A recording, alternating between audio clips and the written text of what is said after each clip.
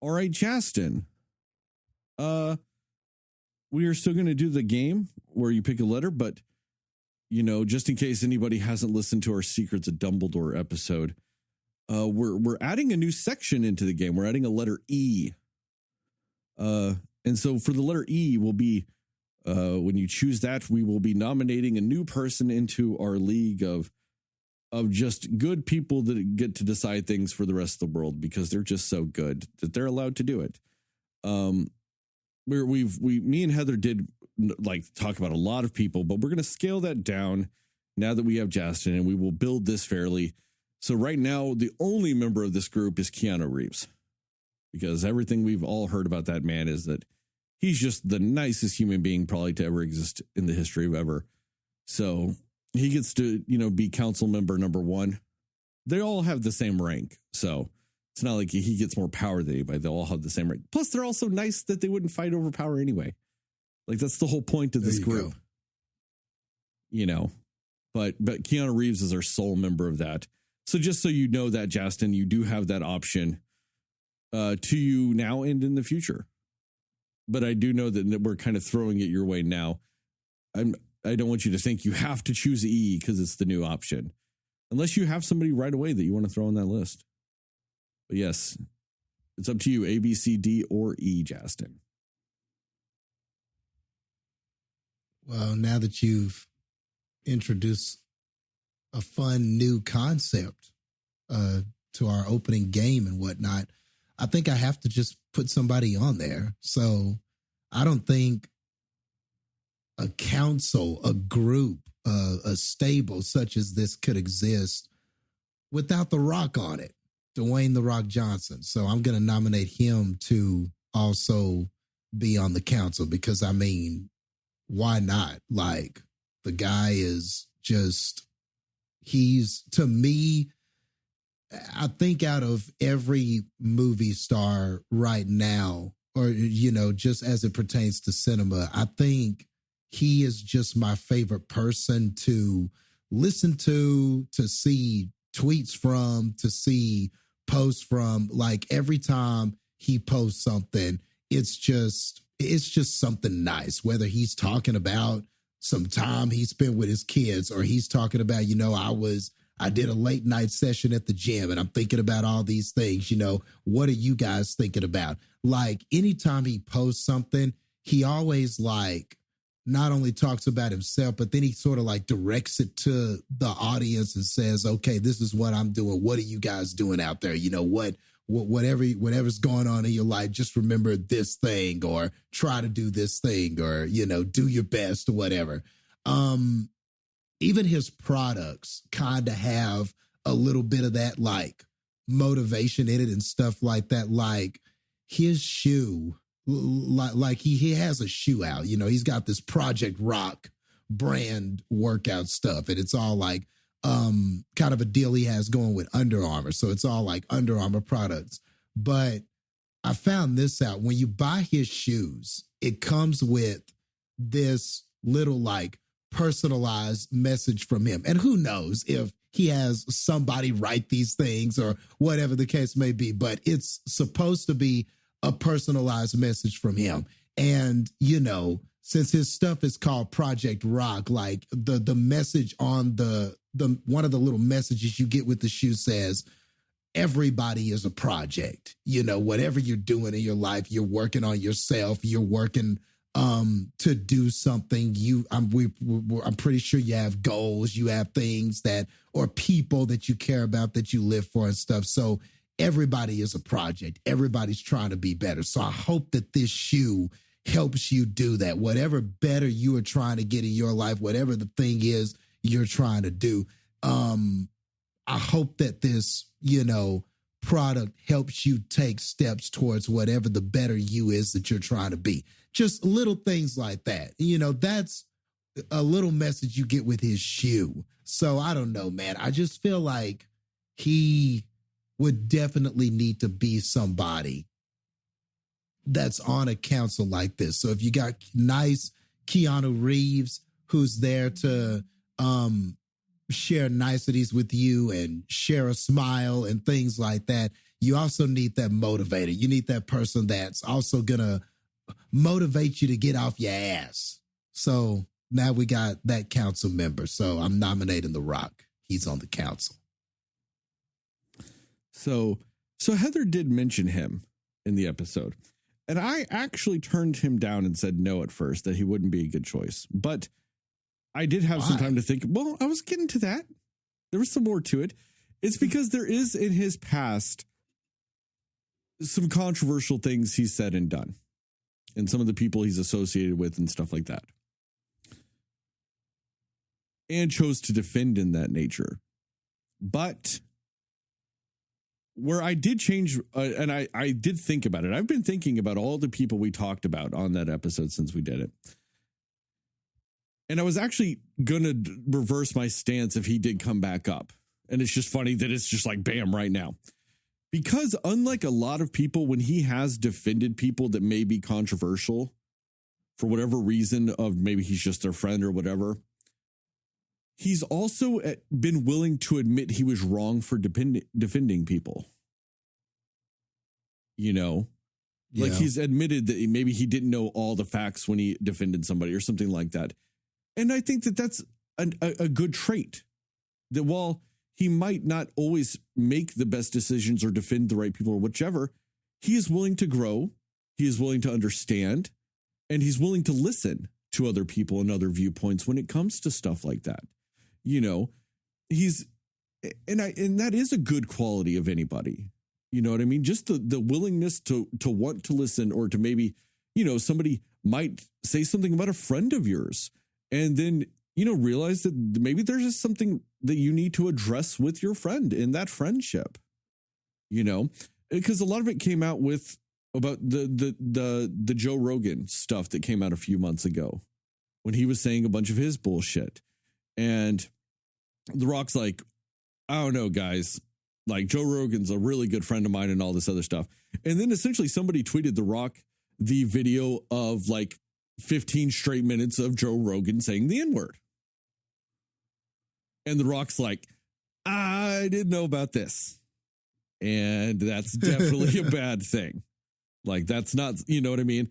So, but at least he was willing to, he didn't just jump and go, well, it doesn't matter. He's still, you know what I mean? He was willing to just go, I'm listening. And I understand why people have an issue with him because of this. You know, based on his friendship with him, maybe he doesn't still view Joe Rogan as a racist or whatever. And, you know, I can't tell The Rock, considering he is a person of color, whether or not he should feel like somebody is a racist. That's not my job to tell him what to think about somebody like that. But if he's at least willing to go, I definitely understand why people are against this now and against him now because of this, that's a fair quality in somebody you would want making decisions. Yeah. You know, and like I said, this is the league of good people. And that's a good trait, listening and learning and growing. And it like Jastin was saying, like his whole mantra behind the Project Rock stuff of everybody's a project. Everybody's got to put work in. And while we all know The Rock puts all kinds of work into his body, he's also willing to work on his mind too. You know, that's a part of the journey. Yeah. So that is why I was originally apprehensive against putting The Rock, as much as I love The Rock. But I think, like I said, the things I thought about, and especially the points you made, Jastin, I think it makes a solid. He's a very solid nomination. And I want to apologize for Heather for me discrowning her original bringing him up last week. I mean, we were just listing people. It's not like she, you know, did like you did and like gave a long speech about defending him or anything. We were just throwing out names. So, but yes, but I just don't want somebody to listen to that episode and go, well, Sterling said no last week. Why the fuck is he just like, yeah, The Rock's great on it now? I have to put it into context. You know, plus, wasn't he voted most likable person in the world or something like that? Probably. I think I read that article somewhere like beginning of this year. Yeah. That's, You know, and that's, and like I said, for all the, and especially a lot of the reasons you said, Jastin, I mean, those are all very solid traits Yeah. you want in this stuff. You know? Yeah. And I didn't know about the Joe Rogan stuff till you said that, but I'm glad to hear that he did, after hearing that stuff, come back and tell the truth about it. But I think that's what I like about him, is that it's not that he's a perfect person, but he definitely seems like I'm going to try to do the right thing kind of person. Yeah. You know? Yeah, you don't He feel like he's going to definitely double strikes down me on as some that. bullshit just to not be wrong. Yeah. Yeah. Yeah. So, yay. All right. So we've got, I mean, Good selection. What was that, Heather? I said that was a good selection. So, all right, I guess let's put it to the vote. Are we voting him into the council? Yes, for me. I mean, I'm assuming Jastin's going to vote yes on his own nomination. Now that I think about it. Yeah. I was like, I'm sitting here staring at you on the screen, Jastin, like, all right, where are you going? I'm like, well, he's. Are you going to, it would be great if I just went, nah, I'm not going to vote for him. You know, I just, after all of that. Now, Yeah, my but question that to would've this been tight. is, does it have to be it has to be a unanimous vote, right? To put them No, in? I mean, I don't think we have to be unanimous. I mean, Okay. Just like 2 out of 3. yeah, let's, I mean, Okay. I think that's reasonable with this just because, you know, I'm a lot grumpier than you guys. So I might just be grumpy. I don't want to fuck somebody over that might be a good person because I'm grumpy. You know? Like, for all I know, Sandra Bullock can be a lovely person. I don't like her. And so I don't want to necessarily, you know, screw over somebody that might be a good person from getting on the list just because I'm grumpy and don't like her movies or like their movie. You know what I mean? You know. So, you know, that I think just, you know, majority, I think would establish it, you know, just to safeguard against my grumpy ass, you know. So Very self-aware. I mean, yeah, because we're just trying to make the best list possible. That's all we're trying to do. So, yes, and I vote for him too. Let's do it.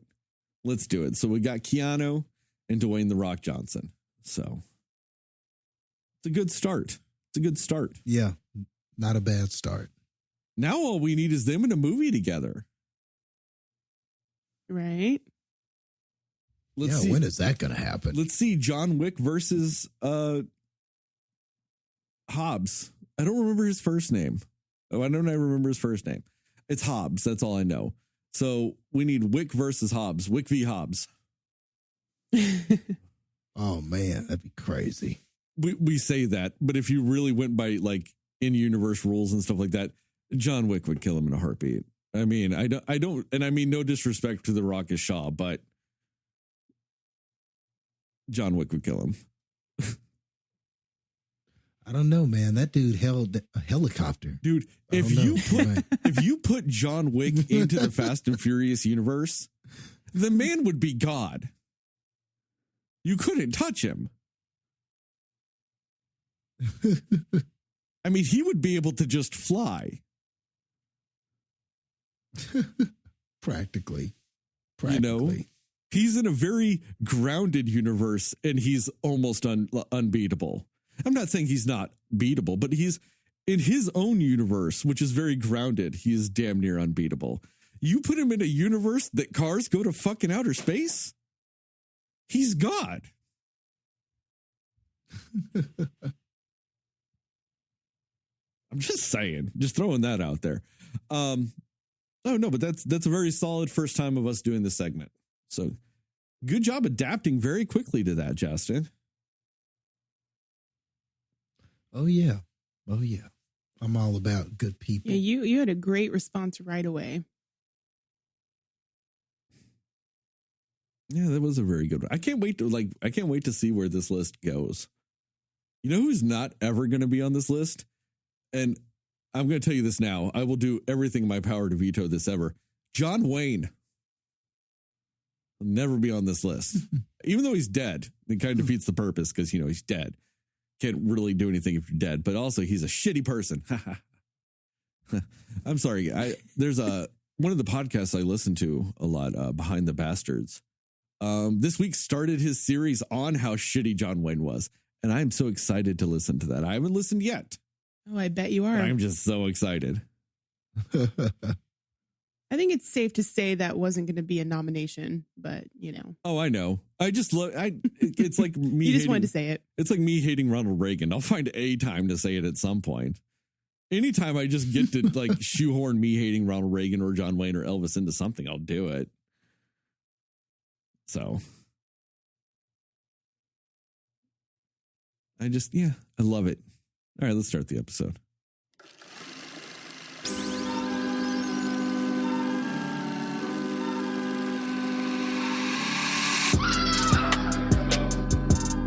Somebody will listen to me.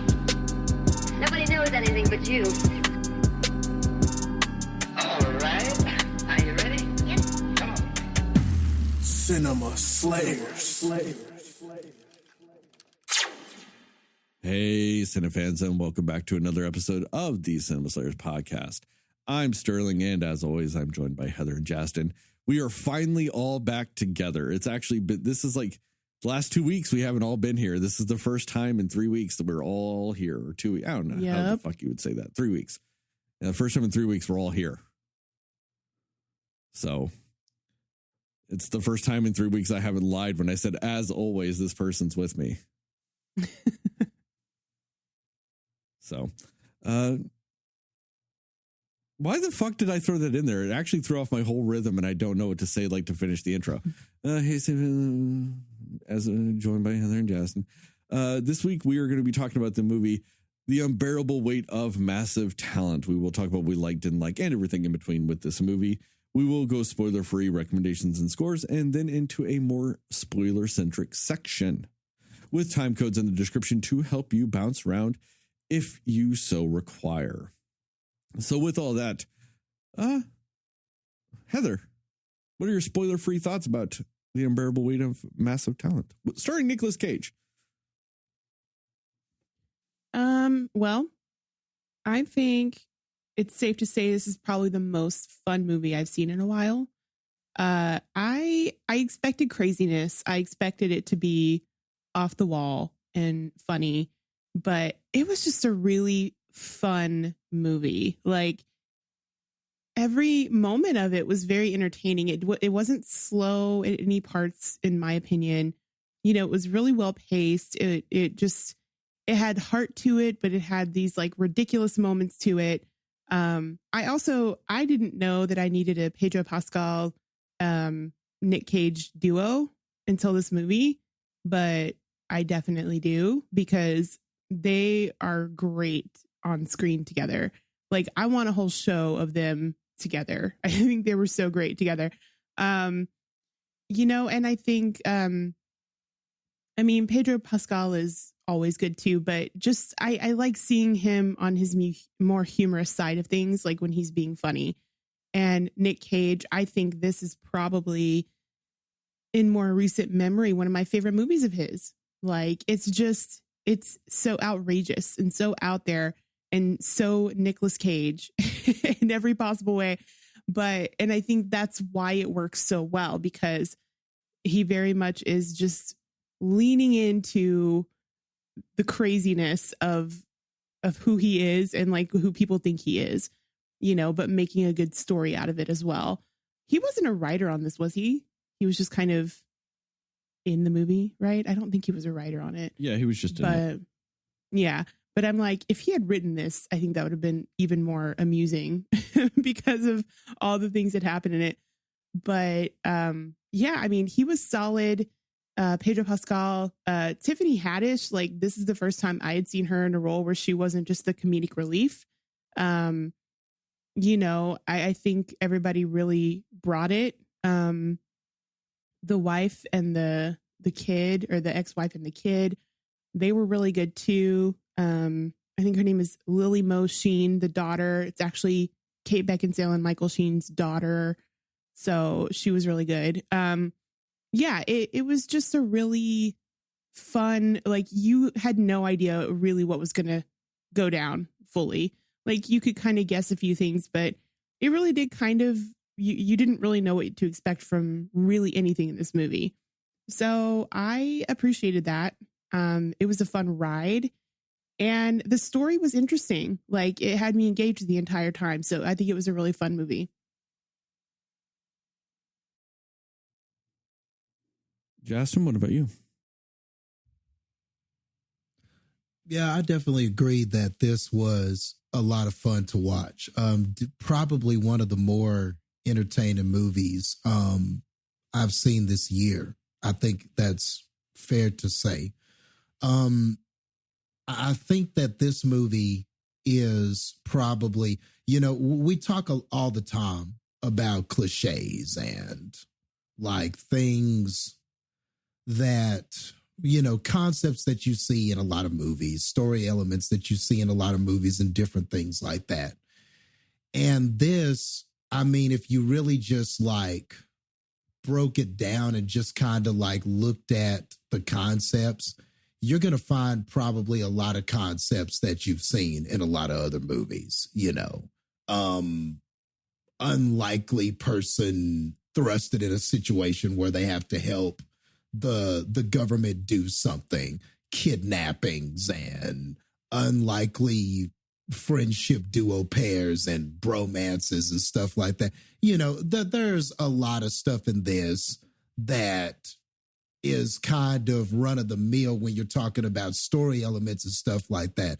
So the story doesn't really do anything innovative in that way as far as like the story. And you know what's going to happen. You kind of know how this is probably going to go as far as just how it ends and everything like that.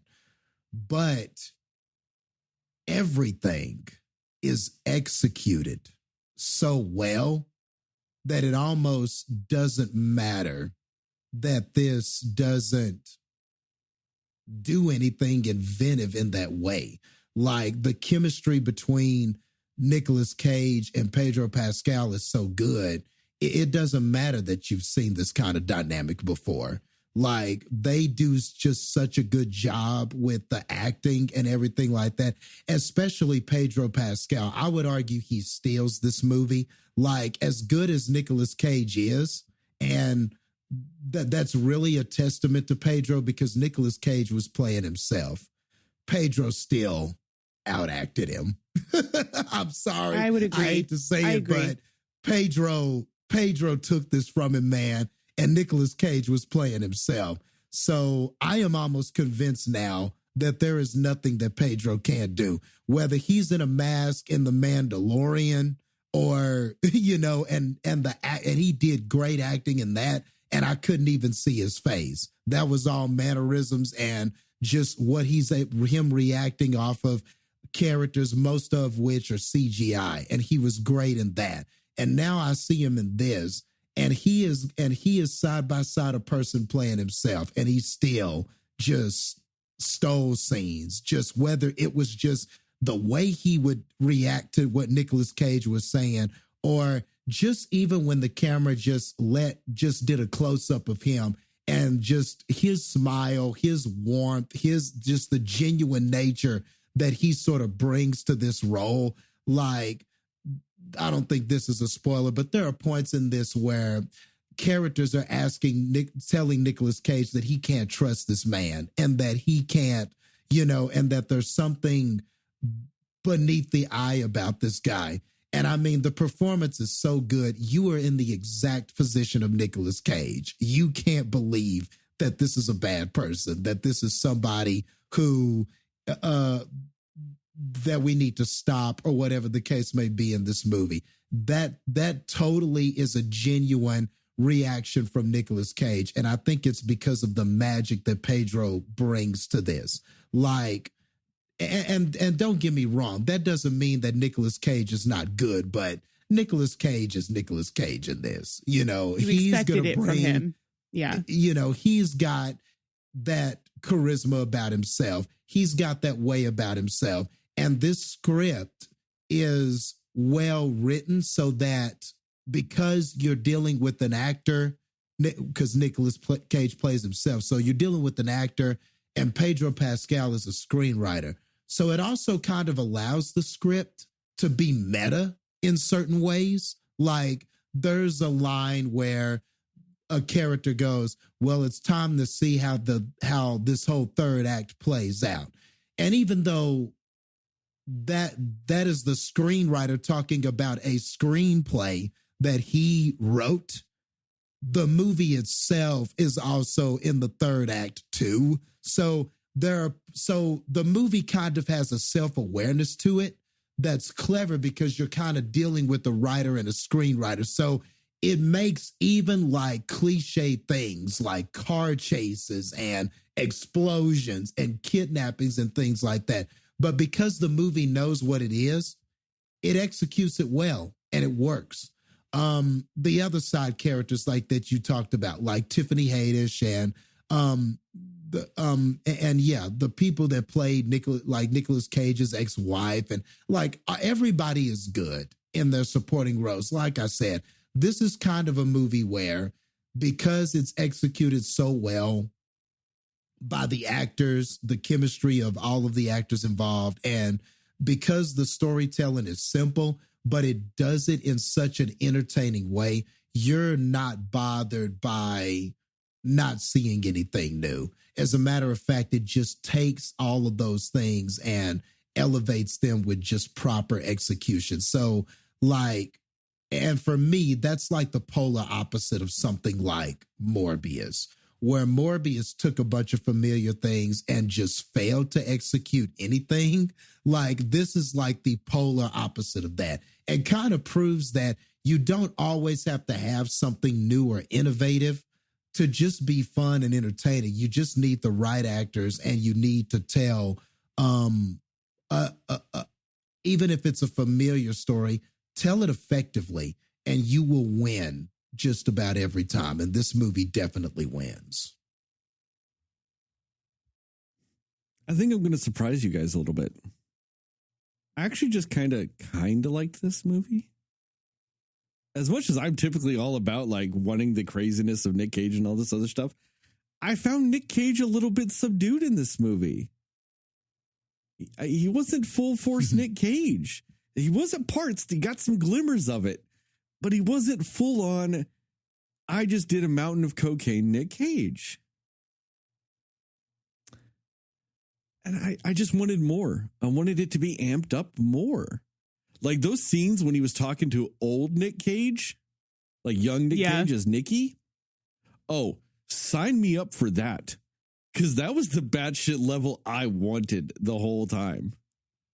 And then, you know, I was going to say, you got a little bit of it with the Nicky character. Yeah. Nicky's the Nick Cage I wanted in this movie. And I get it. Am I holding Nick Cage to an unfair standard of, you know, wanting to be like amped up to 100 at all times? Yes, I am. But damn it, he's the one that did this to me. He's the one that made me want it. Okay.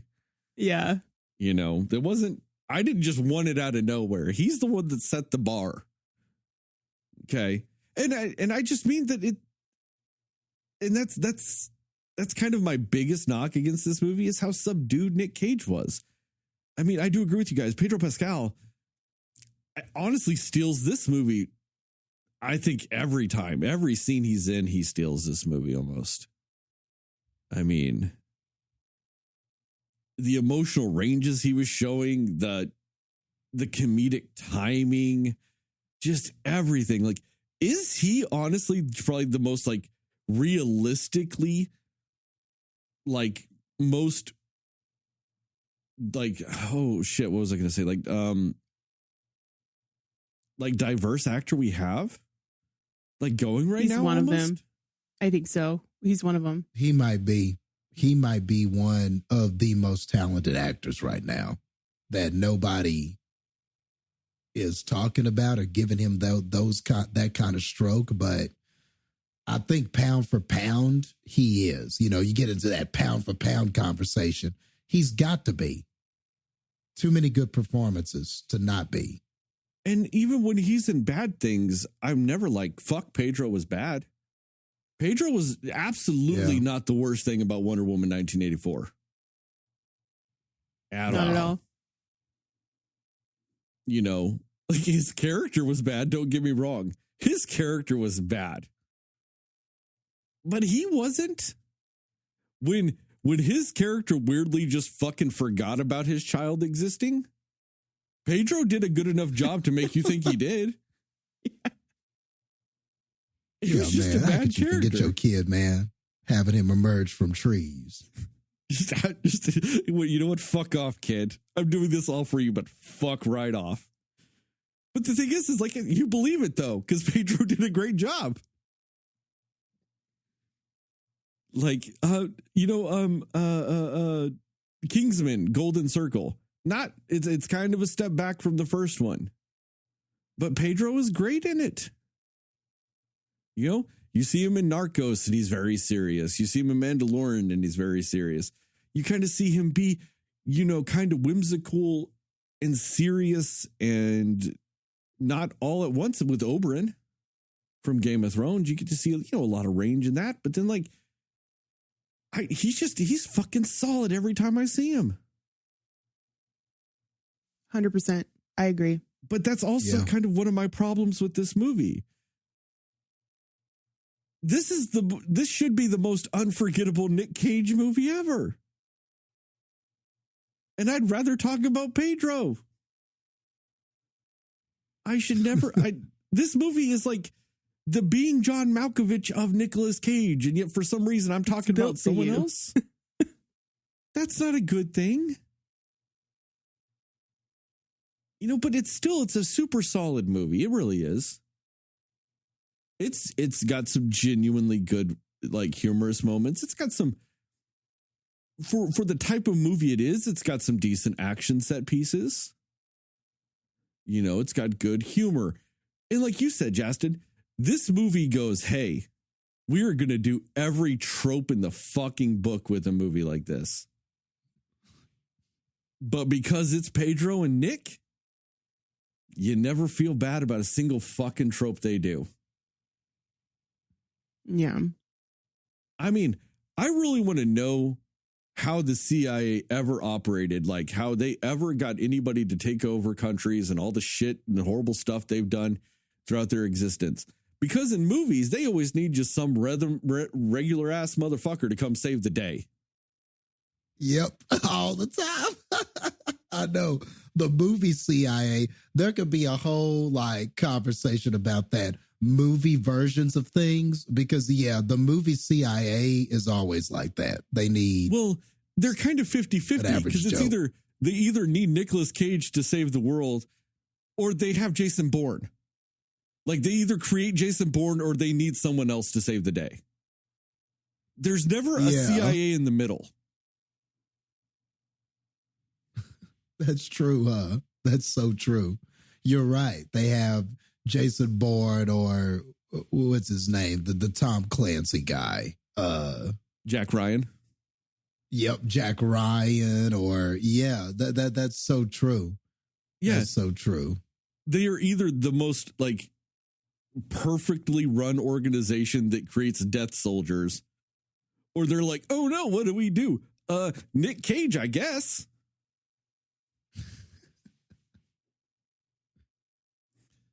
But it works in this movie. It does.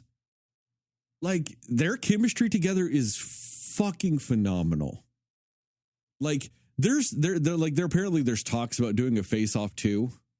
As much as I loved John Travolta in the first one, does Face Off 2 not need to be Nicolas Cage and Pedro Pascal now? Oh yeah. Oh, totally it does. Oh man, that would be great. Or fuck it, have all three. Face Off 2, another face, and Pedro's in the mix too. Yes, that. Something, you know what I mean? There has to be more Nicolas Cage, Pedro Pascal movies coming at some point. There has to be. Because they do have, and because I want to see them do anything. You know what I mean? I want to see them, play the forced together buddy cop movie. I want to see them be the neighbors that hate each other movie. Every movie that's just got two male leads that interact with some way, shape, or form, I need Nicolas Cage and Pedro Pascal to do a version of it now. Or a Freaky Friday type thing, which is essentially Face Off. Yeah, I was going to say, more, I was going to say that's a great idea. Then I was like, wait, that's Face Off. Sort of, yeah. But like, there needs to be something like that. You know, there needs to be the movie where they're brothers and they hate each other, but they have to come back because dad just died. And they have to come back to decide what to do with the family business. And, you know, Nicolas Cage is resentful for Pedro Pascal running off to follow his dreams when he was just stuck running the business and taking care of dad. But then they come together in the end. I need that movie with them.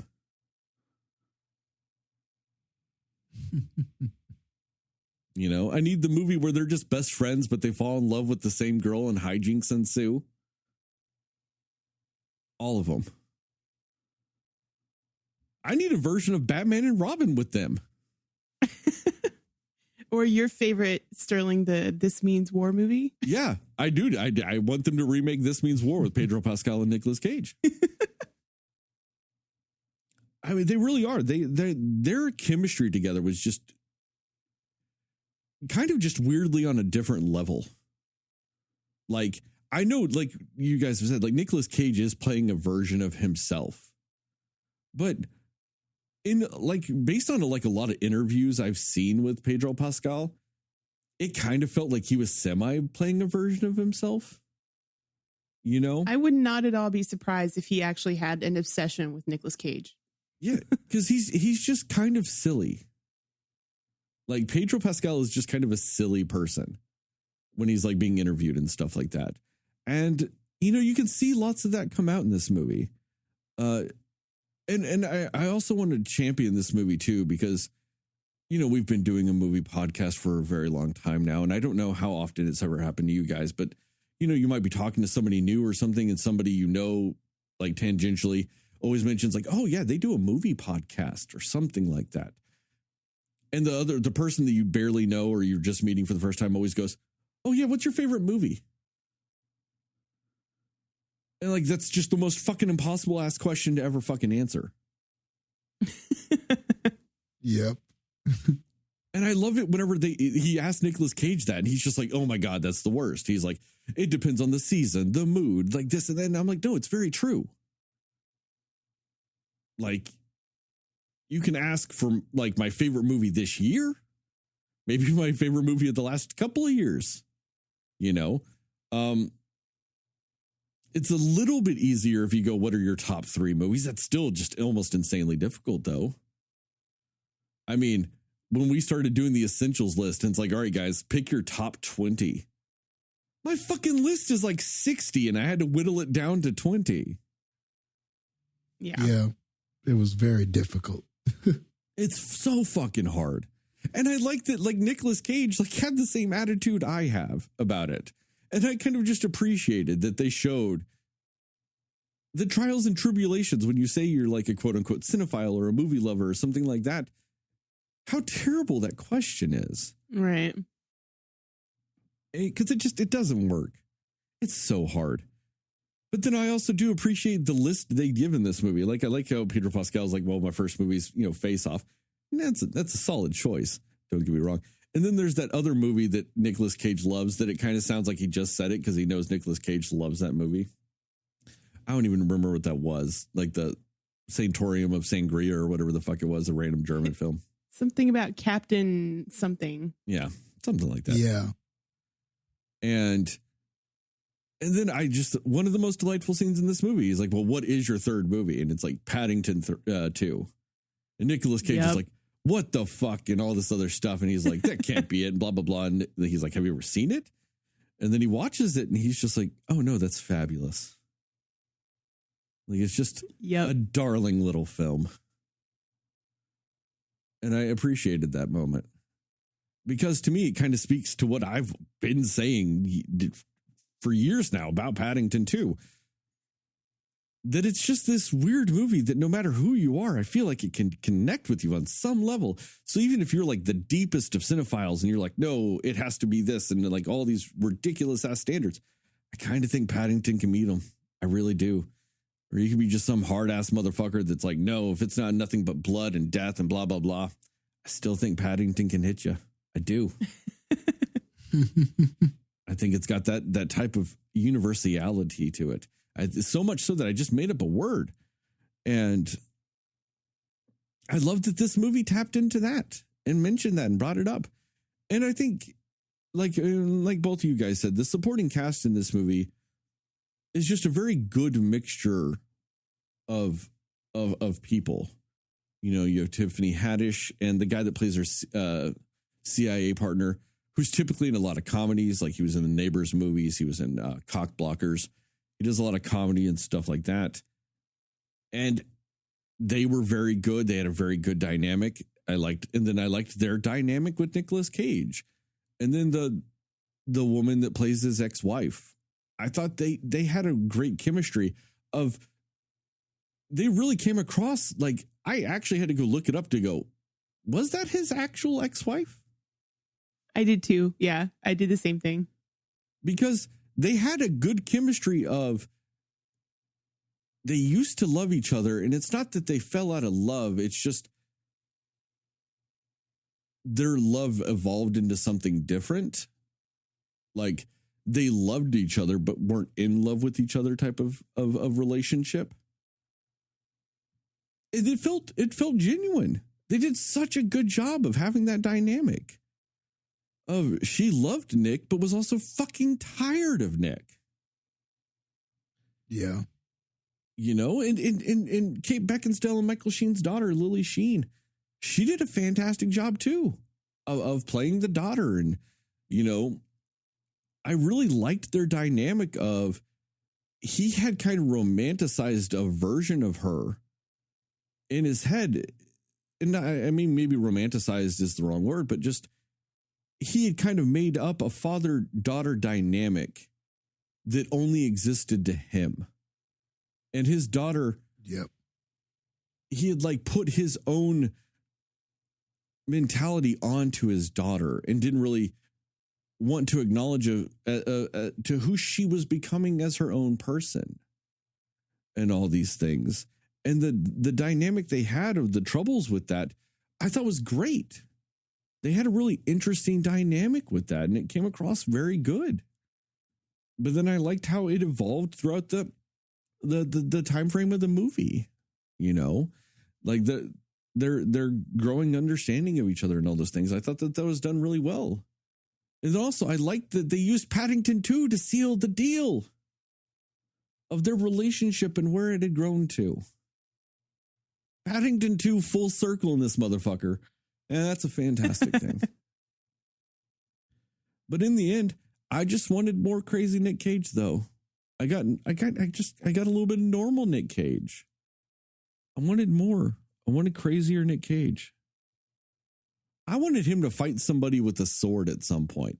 I just feel like this movie needed a sword fight with Nicolas Cage and somebody going, Nicolas Cage, do you know how to use a sword? And he goes, I learned about it in this movie. And it's just him doing like movie sword fighting, not actually like anything that'd be useful with the sword, but it would look great on camera. Oh, that would have been fantastic. But the thing I think the last thing I'll say about this movie is I read a quote recently from Nick Cage or saw an article with a quote from him in it that they were talking to him about kind of all the crazy bad movies he's done over the years. And he's just been doing a ton of movies and stuff like that. And he was like, yeah, well, I was in a lot of debt. Like, I owed a lot of money, like, and all this stuff. He's like, you know, I had led a pretty crazy lifestyle and done all this stuff. He's like, I had a lot of debt. I had to just make money. And he's like, but no matter how bad the movie was or anything like that, you can never say that I didn't give 100% of myself with every role I did. And I go and look at it and I'm like, no, that's fair. Okay. Yeah. He regardless of whatever shitty movie it was, he gave himself. Like, I mean, me and Jastin famously did Prisoners of Ghostland. Or Ghosts of Prison. Wow, whatever the fuck the name of the movie was.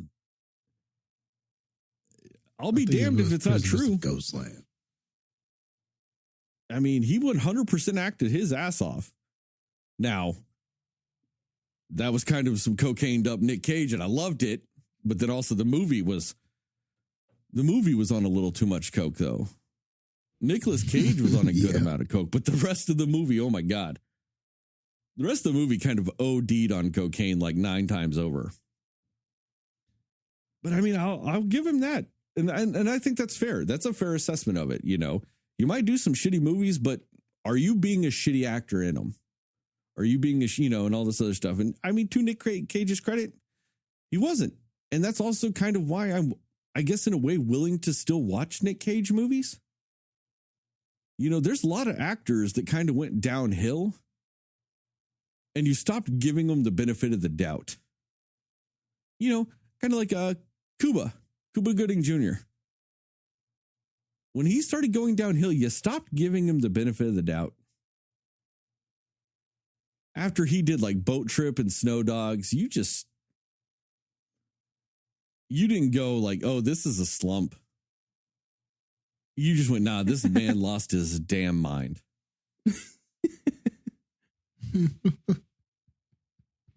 You know? Yeah, and let's not forget, Nicolas Cage is an Oscar-winning actor. Oh, he is, but so was Cuba. I mean, that was the kind of the point with it. That's also true, yeah. You know, but like with Nicolas Cage, I think that's kind of the endearing thing about him. It might be a bad movie, but fuck, you get some Nick Cage.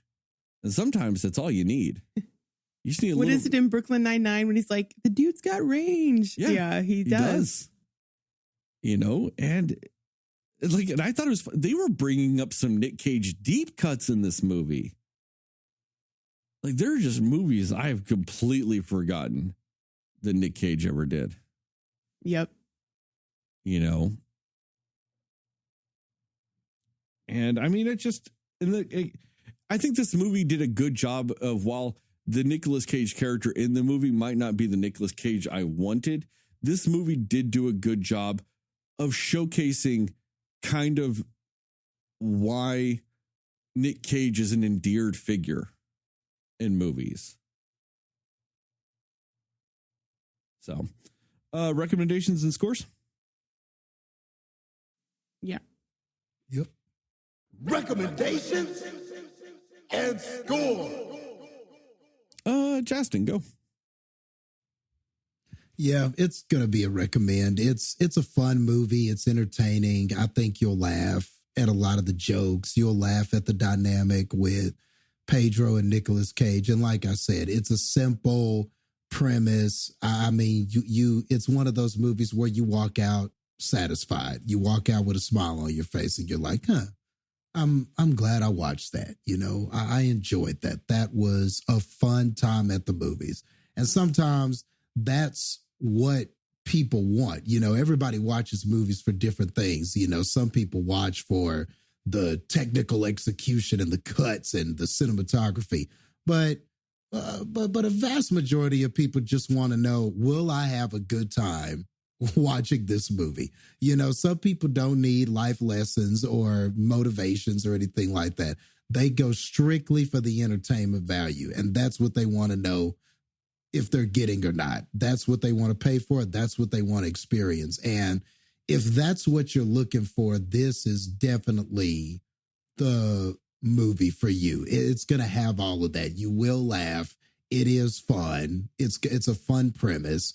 And even though, like we said, it's got a lot of familiar tropes and a lot of familiar things, everything is done well to where you'll be invested till the end. And like I said, you'll walk out with a smile on your face. So with that being said, we're going to go with, we'll go with 85, jumps off a cliff when you really didn't know just how far down the water was out of 100. Heather, what about you? Yeah, I echo mostly everything that Jastin said. It's fun, it's funny, it's different. I mean, and while I do agree with you, Jastin, about, you know where this movie is going to go, but I think that just the little journeys that get them to the end point is what you just don't know necessarily what to expect. And that was kind of the fun part of the ride with it. So while, yeah, it is predictable, the steps getting to the predictable were not predictable, if that makes sense. But in either case, it's entertaining. You want to know what's going to happen. You want more of this duo.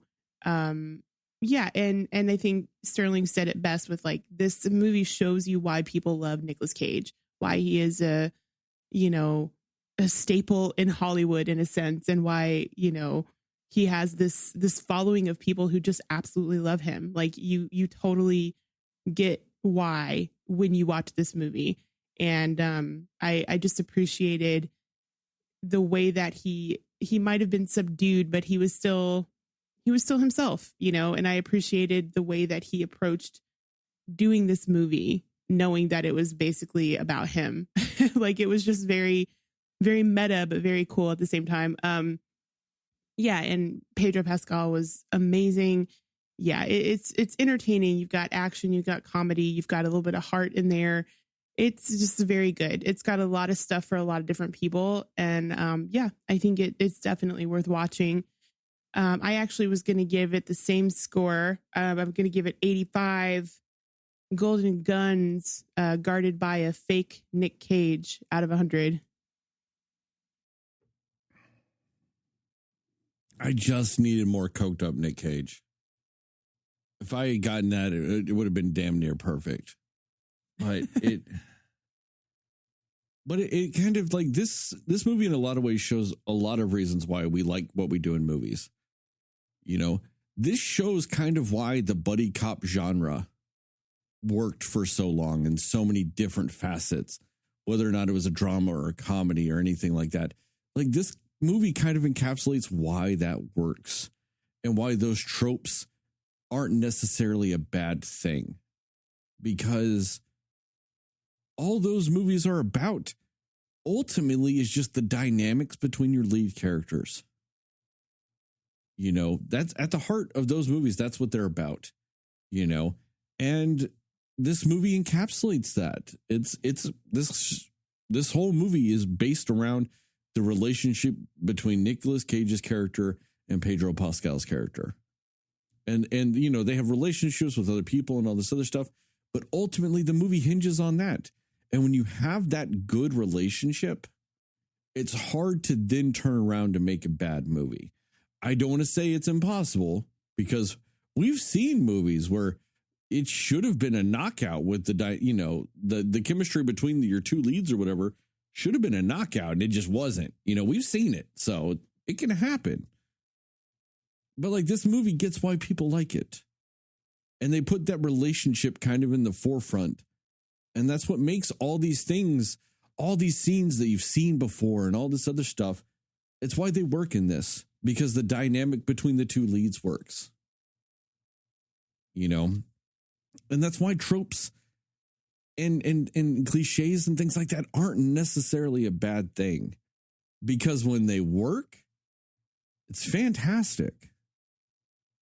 It's when they don't work that you actually kind of more notice them and you get annoyed by them.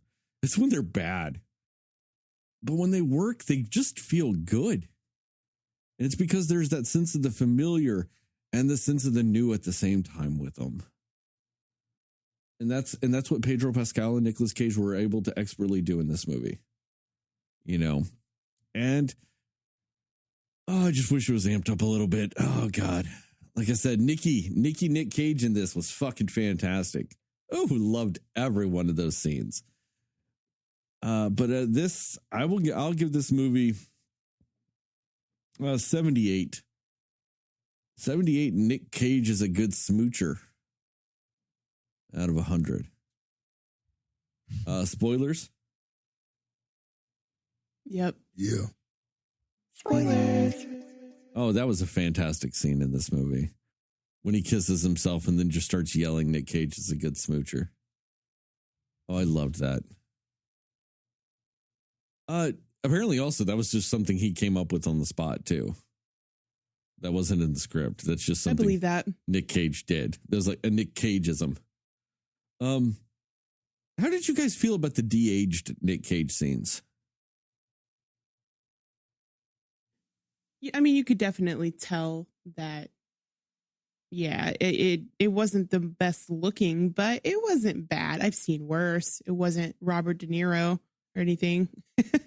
But yeah, But to your point, I think those scenes where he's talking to his inner younger self was really funny, but also a little bit profound in a way. Like, it was kind of cool. I liked it.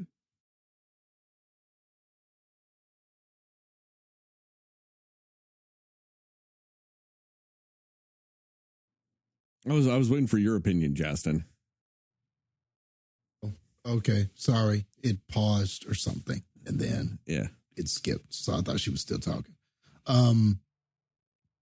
No, I think even though you could, tell that it was de-aged and everything like that, it almost felt like a lot of it was on purpose. It kind of helped the comedic effect of it all because Nikki was so outlandish and just so like aggressive and stuff like that. So it did feel like this part of Nicolas Cage that, it felt like it hit the right buttons for me.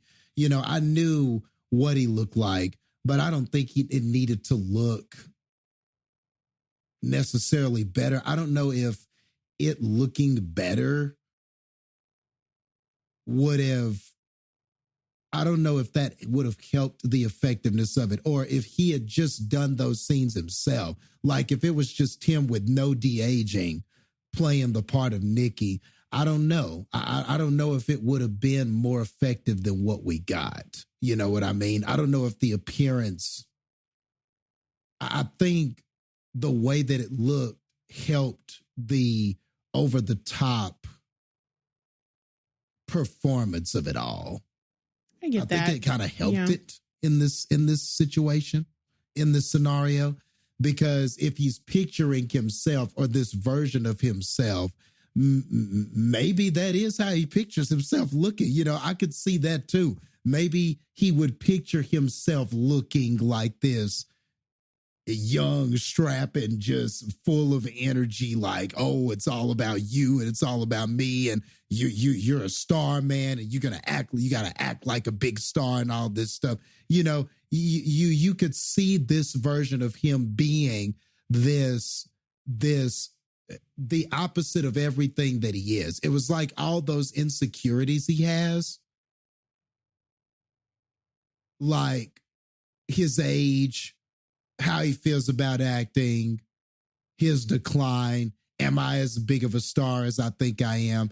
And then on this side, you have this version of him that is none of those insecurities. He's young, he's excited, he's energetic. He's like, oh, I'm a big movie star. You need to be this way. So I think the appearance fits in that way. I like the fact that it wasn't distractingly bad. Yeah. Like, that helps.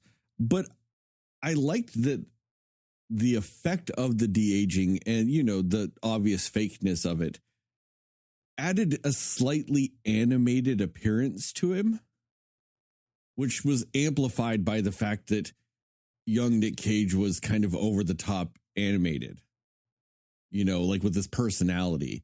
So it to me kind of enhanced it a little bit just because there was, like I said, a slight animated quality to it. And I think that kind of enhanced those moments because of, like you said, Jastin, he was just kind of going balls to the wall, just no insecurities, anything. And yeah. And like, it's kind of like how sometimes when they want that vintage look in a film, or if it's supposed to look like it's coming out of a VCR, or if it's supposed to be from a different time period, sometimes people will add the little tracking lines that used to appear, like when you would look at like VCR old video and stuff like that. You know how sometimes to capture the feel of that, you will use the look of it needs to look more primitive in order to capture a feeling and a look. I feel like the feeling and look of this character was captured because of how he looked, that CGI de-aged look. Yeah, I can You see know. that. Yeah. Yeah. Yeah, and plus, like, it didn't look terrible. It was obvious what they were doing, but it didn't look terrible, you know, because while Nicolas Cage was doing both parts essentially with that stuff, it wasn't, unfortunately, to rag on Robert De Niro again, it wasn't obviously an old man being de-aged. So it didn't look like a young person moving like an old man. Yeah. You know, like, that's my biggest issue with The Irishman, is every time they de-aged him, he still fucking moved like an old ass motherfucker. Like, Well, come on, man. I mean, give him a break. no, I like get it. 100 I'm not years blaming old. Robert De Niro for that. He physically can't do any different. I blame everybody that thought it was okay. Like, the worst scene in that movie to me is whenever he's beating the fuck out of that young guy. And I'm like, why are you beating him like you're a 70-year-old man still? You're supposed to be like 30 and you move like you've had 4 knee replacements. He didn't even look like he had an insure that day. He was just like kicking like the most old man kicks I've ever seen. And they tried to de-age this fucking guy, and I'm like, you can't de-age oldness, though. Like, an old body's an old body. I'm just saying. Oh, man. And they didn't do that. Like, the thing is this one, it moved like a young Nick Cage. Like, so even if they ended up having a younger guy be the body double that they just kind of put the Nicolas Cage body over, that was the smart move because he could move like a young Nick Cage. You know, like, they at least did it smartly to where it fit. It felt like that the dynamic of the young Nick Cage and the old Nick Cage with body movements, energy, everything. You know, they did a good job of having that dichotomy with those scenes. And sometimes we don't always get that. That's all I'm saying. We don't always get that. And so it's weird. You know, like, you can de-age Robert Downey Jr. to look like he's in his 20s because, you know, he can move. Whoever thought, man, Robert De Niro sure can act like a young guy. That's the one thing you can't act. You can't, like, act typically younger than your body can fucking move. Like, Yeah. if you got an old body, it's going to move like an old body. No matter how good of an actor you are. Yeah. That's fair. Cause, like, I think about also, like, Morgan Freeman, you couldn't make him seem younger because he just moves like an old person. He's like 80 years old. Yeah. You can't be doing de-aging Morgan Freeman to be like in his 20s playing some basketball. Right. Yeah. Yeah, there are some things that it can't cover up, you know. Can't de-age the physicality. But I mean, like, That's for for sure. example, as much as I didn't like the Gemini Man movie, a young Will Smith, it kind of worked because old Will Smith still kind of moves like young Will Smith. So it kind of worked a little better, you know? Yeah. No, that's fair. I mean, it looked like shit, but I mean, it can move. You know? True. It looked really awkward and weird, but, you know, physically it made sense and it was kind of the same. I know that this isn't the point of the episode, man, but do you remember in that movie when they added the third Will Smith? Get the fuck out of here, movie. Man. Sorry. Anyway. I mean, I want something to complain about more, and I don't have much to complain about with this movie other than it's not cocained up enough Nick Cage. So I'm just going to bring up other movies and trash them instead. But I mean, this movie, it was a fun watch. I mean, a lot of people enjoyed this movie. I know you guys did. The other people in the crowd with me, the movie with me, they enjoyed it. You know, the guy that was like a couple of seats down from me, I heard him laughing a lot. You know, I'm not a very much open laugher a lot in movies, you know, so I don't want to like use that against this movie, but I mean, it was just people were enjoying this movie. You know, the people in the theater I was with, you know, you could hear laughs, all this other stuff. You know, you could hear like a few people like they'd do something and it'd be like a classic Nick Cage moment or something. And they'd be like, yes, or something. Or you were, oh something like that. You know, you'd hear that stuff because that's kind of what you want in this movie. This movie is, as much as you want anything, this is also, you kind of also want it to be kind of a celebration of the career of Nick Cage. Like, that is a part of the point of the movie like this, you know. I gotta say, I am surprised that you didn't laugh out loud with the with little Nicky doing his like yell that he did, because I thought that was pretty funny. I figured that was gonna make you laugh. I think that was probably the one time I did like openly laugh in this movie, when he's just doing the whole "I'm Nick fucking Cage," and he's just screaming it. Like, it's not even a yell or anything like that. It's like a primal scream. Yeah. Like I said, that's the Nick Cage I wanted. I wanted that the whole movie. I wanted the break of that Nick Cage to be when he was like interacting with his younger self or something. Like, he calm it down a little bit. I wanted just, other than that, I wanted full on 200% Nick Cage at all times. And it was just, he was like at 115% Nick Cage the whole time, you know. It's just, I wanted the 200, you know. And that's, but I mean, they still utilized a Nick Cage better than some movies. I mean, I was completely ready to watch Nick Cage in Jiu-Jitsu, and we got like a 75% Nick Cage in that movie. And I'm not talking about what he brought. I mean, they wrote only 75% Nick Cage in that. Yeah. Like, they wasted a Nick Cage in that. They did not waste a Nick Cage in this movie. You know, you got your dollar's worth of Nick Cage in this movie. I'm greedy and wanted a deal, and I wanted double my dollar's worth, because that's just what I come to expect and want. Like I said, it's Nick Cage's fault I wanted that. He's the one that made me want this. And I say that even though the last two movies he's done that I really enjoyed, he actually wasn't that. I mean, Willy's Wonderland, he wasn't full on Nick Cage. He didn't say a fucking word the whole movie. But it's very Nick Cage to do a movie where he wouldn't say any words. So in a way, he was very Nick Cage. See, and that's the flip of that.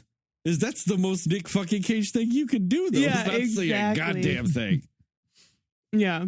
You know, it's the most ridiculous movie you might have ever done, and you don't say a single fucking word.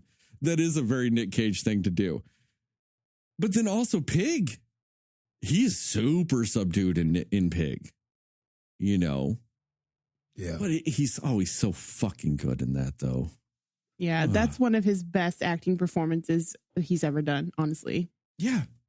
And honestly, and like, that's the thing, is like a movie like this, though, like, this made me want to watch Face Off again. It made me want to watch Con Air again. It made me want to watch Leaving Las Vegas. It made me, Leaving Las Vegas. Yeah. It made me want to watch Raising Hope. It made me want to watch Pig, Willy's Wonder. You know what I mean? It made me want to watch great Nick Cage movies. So like, that's kind of, I guess, a credit to this movie. It's like, that's kind of the point, is that he's that actor that, like, when you see a good Nick Cage movie, it just makes you reminisce about all those times that Nick Cage has just made a movie better. It makes you want to watch them. A movie that would have been worth nothing at all otherwise. That is true. I'll give him that. Like, there's just something about a Nick Cage movie that, like, when you get a good one, you're just like, man, I want to watch some more Nick Cage. Like, I mean, and I like that they brought up Mandy. Mandy's a super good movie. He does that movie with Selma Blair, Mom and Dad. Fantastic fucking movie. Like, he does all these random crazy things that, like, I don't know. There are movies I'll give a chance just because Nicolas Cage is in them. You know, Disney's Sorcerer's Apprentice. In any other existence, I should have never seen that movie, because honestly, that movie should have never fucking been made. I watched it because why? It has Nicolas Cage in it. And I was curious. I was curious to see Nicolas Cage in that movie. You know, same with there's a Drive Angry, I think is what it's called. Yeah, not a good movie. Why did I watch it? Because Nicolas fucking Cage was in it. And I wanted to see him drive angry. And you do. I'll give him that. You get to see him drive angry. What was that movie he did? Was it Next or Premonition or something like that? I don't know. I watched that movie.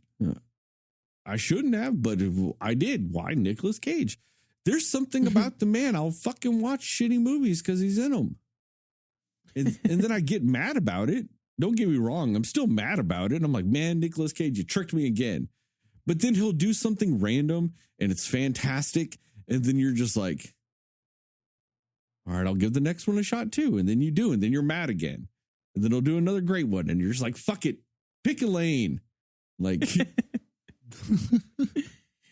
it's funny, and you'll appreciate Peacock even more for this, but they have like a whole list of basically like Nicolas Cage movies.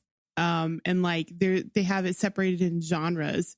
And in every genre you have like, there's just a picture of Nick Cage and it says romance, action, horror, whatever. And it has just the same picture of Nick Cage across like all of these little like selected little types of movies you can watch of his. It's very funny. I was like, this is clever. I think it's a good thing that you guys did this. the only thing I wished with that is I wished they had done different pictures of Nick Cage.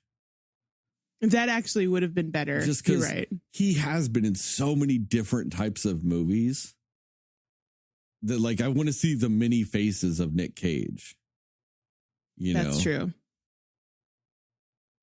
Like, because honestly, if they had done that or something like that, like I probably would have watched The Wicker Man again. And no one should ever watch The Wicker Man at one time. I think one of my favorite things about this movie is how he can make fun of himself in this. Like how he did the line, and I don't even remember what he was talking about. And he was like, oh, the bees. And he was like making fun of himself with it. And I just was like, this is classic. This is amazing. And I love you for doing this. It was great. And as shitty as that Wicker Man is, though, seeing Nick Cage just go utterly apeshit at the end of that movie is one of the most fantastic things you'll ever see. Like, because Nicolas Cage at the end of Wicker Man easily turns up to like 300 or 400% Nick Cage. Because he is just screaming like every one of his lines at the end of that movie. And it's just, it's a spectacle. It really is. He's just yelling at everything. And it's fantastic. Like, it's a shitty fucking movie, but there is an episode of Community where the character Abed, who's like a cinephile, like every TV show, movie, like that's his thing.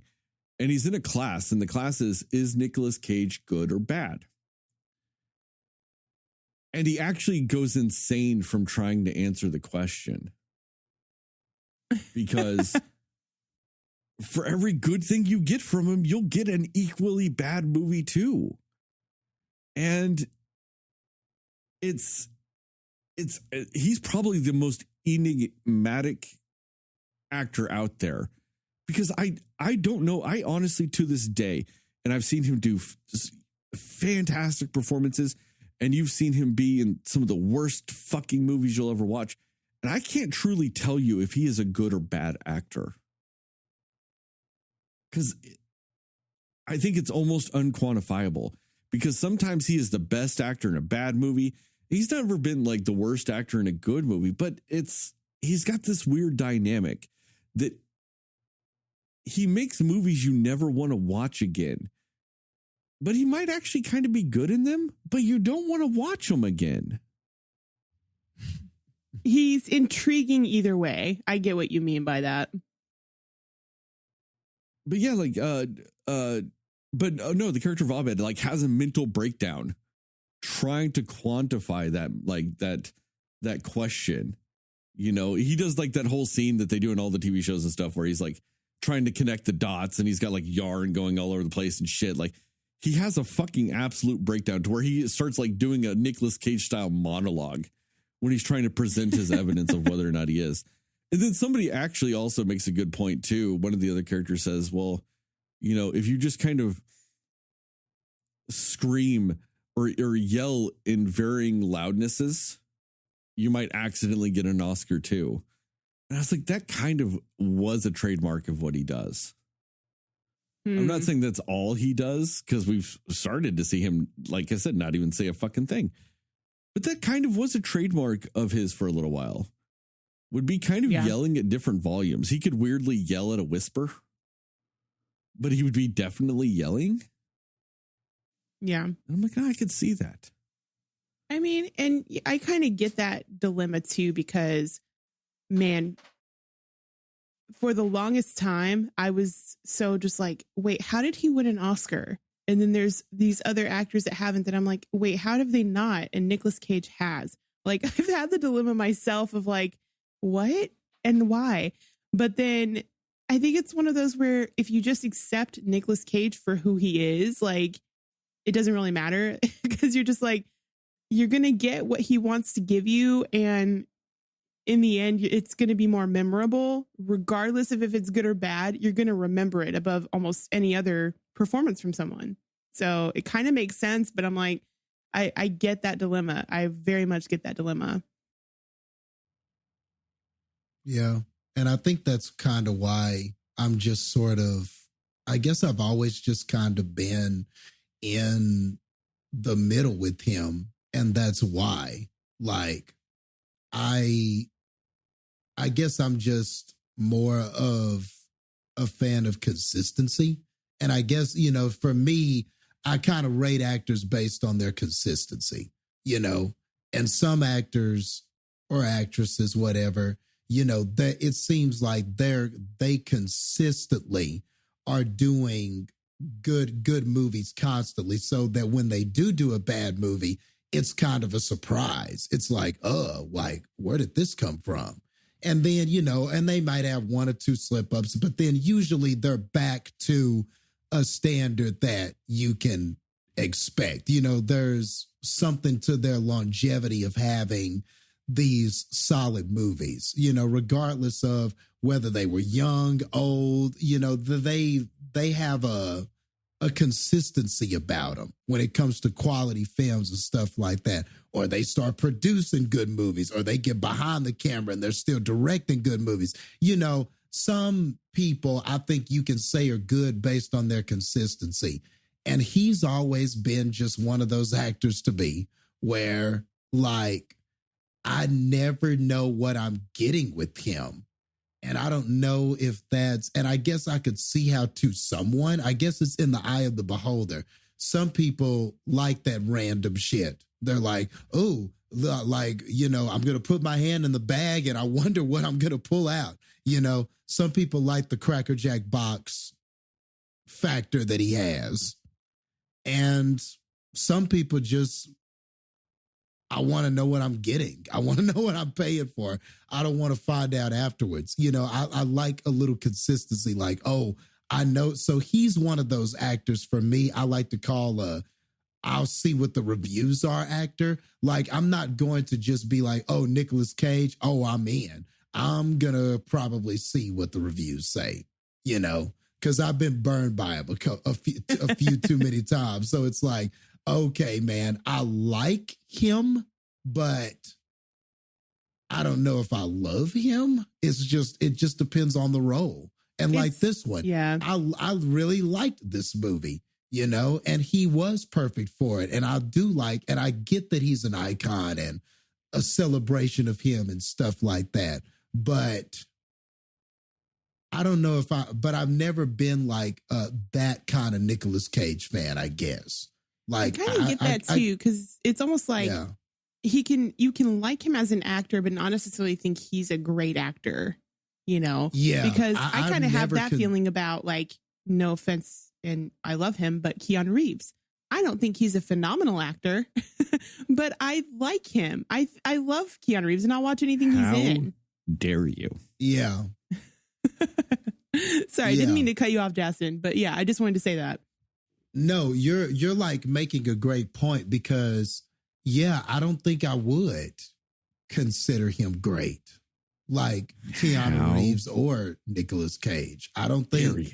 I don't know if I would consider them great, or at least, like, you know, if I'm listing great actors, I'd probably get to a bunch before I name them. I feel like I would. Yeah. Like if I'm listed great, like if great is like Meryl Streep and Daniel Day-Lewis, Nicolas Cage and Keanu Reeves are nowhere near that. You know what I'm saying? Don't get me my wrong. Opinion. Like Keanu is definitely one of my favorite actors because I think he's the most wonderful person. But I don't think he's by any means the best actor we have. So, yeah. And he'd probably tell you that himself. Like, if he saw himself on a list humble with Denzel Washington and Daniel Day-Lewis and Meryl Streep, he'd probably go, how the hell am I on that list? Because he's humble. You know, he'd probably tell you that himself. Humble. You're just... His purity makes him above par, but I'm just saying, like, if we're going off of just like, yeah, like, I'm not saying he's not talented. I'm just saying I wouldn't consider him as like he's the best actor I've ever seen. That's all I'm saying. All I'm saying is there are two actors there's a few, but of like your older generation of actors, there are only two that I will go see a movie based on their name alone, and that is Nicolas fucking Cage and Keanu fucking Reeves. Okay. And that's what I'm saying, though. I'm like, you still want to see their stuff regardless. That's what I'm trying to say, you know? And it is because of their sheer acting talent is what I'm trying to say. Jeez. Is it, though? This is like Kroll all over again. I feel like you guys sat here before we talked about this and we're texting each other and we're like, all right, let's personally attack Sterling about an hour and 15 minutes into this podcast. Yeah, that was the plan. We were right on time. Same Sorry, with Jastin, The Visit. go ahead. You guys did it with Kroll. You did it with The Visit. And now you're just shamelessly attacking and slandering the good names of Keanu Reeves and Nicolas Cage. I am not at all. Like I said, I love Keanu Reeves. I'm just saying. There's nothing wrong with being good at something. Not everybody is great. No, it's okay to be good. He's by no means bad. In some cases, exactly. Yeah, in some cases, it might be better to be good because at least you'll get more consistent work. You know, more directors and people might write for you because you don't care as much, or you're willing to do different roles that these other people they wouldn't even ask them. You know what I mean? There's, in some cases, you could argue it might be better to just be good. And that's okay. I don't think I'm downing Keanu Reeves or Nicolas Cage for saying I think they're good but not great. Now that doesn't mean that they can't be great in a certain role. If the role fits them and everything like that, oh man. That there are certain roles that I would say that that Keanu Reeves is great in, like the movie John Wick. He's great in that, but I don't think that makes him necessarily a great actor. He's a good actor, but he's great when the movie is perfectly tailored to all of his strengths. You know what I mean? And there are just some actors that are like that, I totally get that. And I think that's cool. Yeah. And I think that's okay.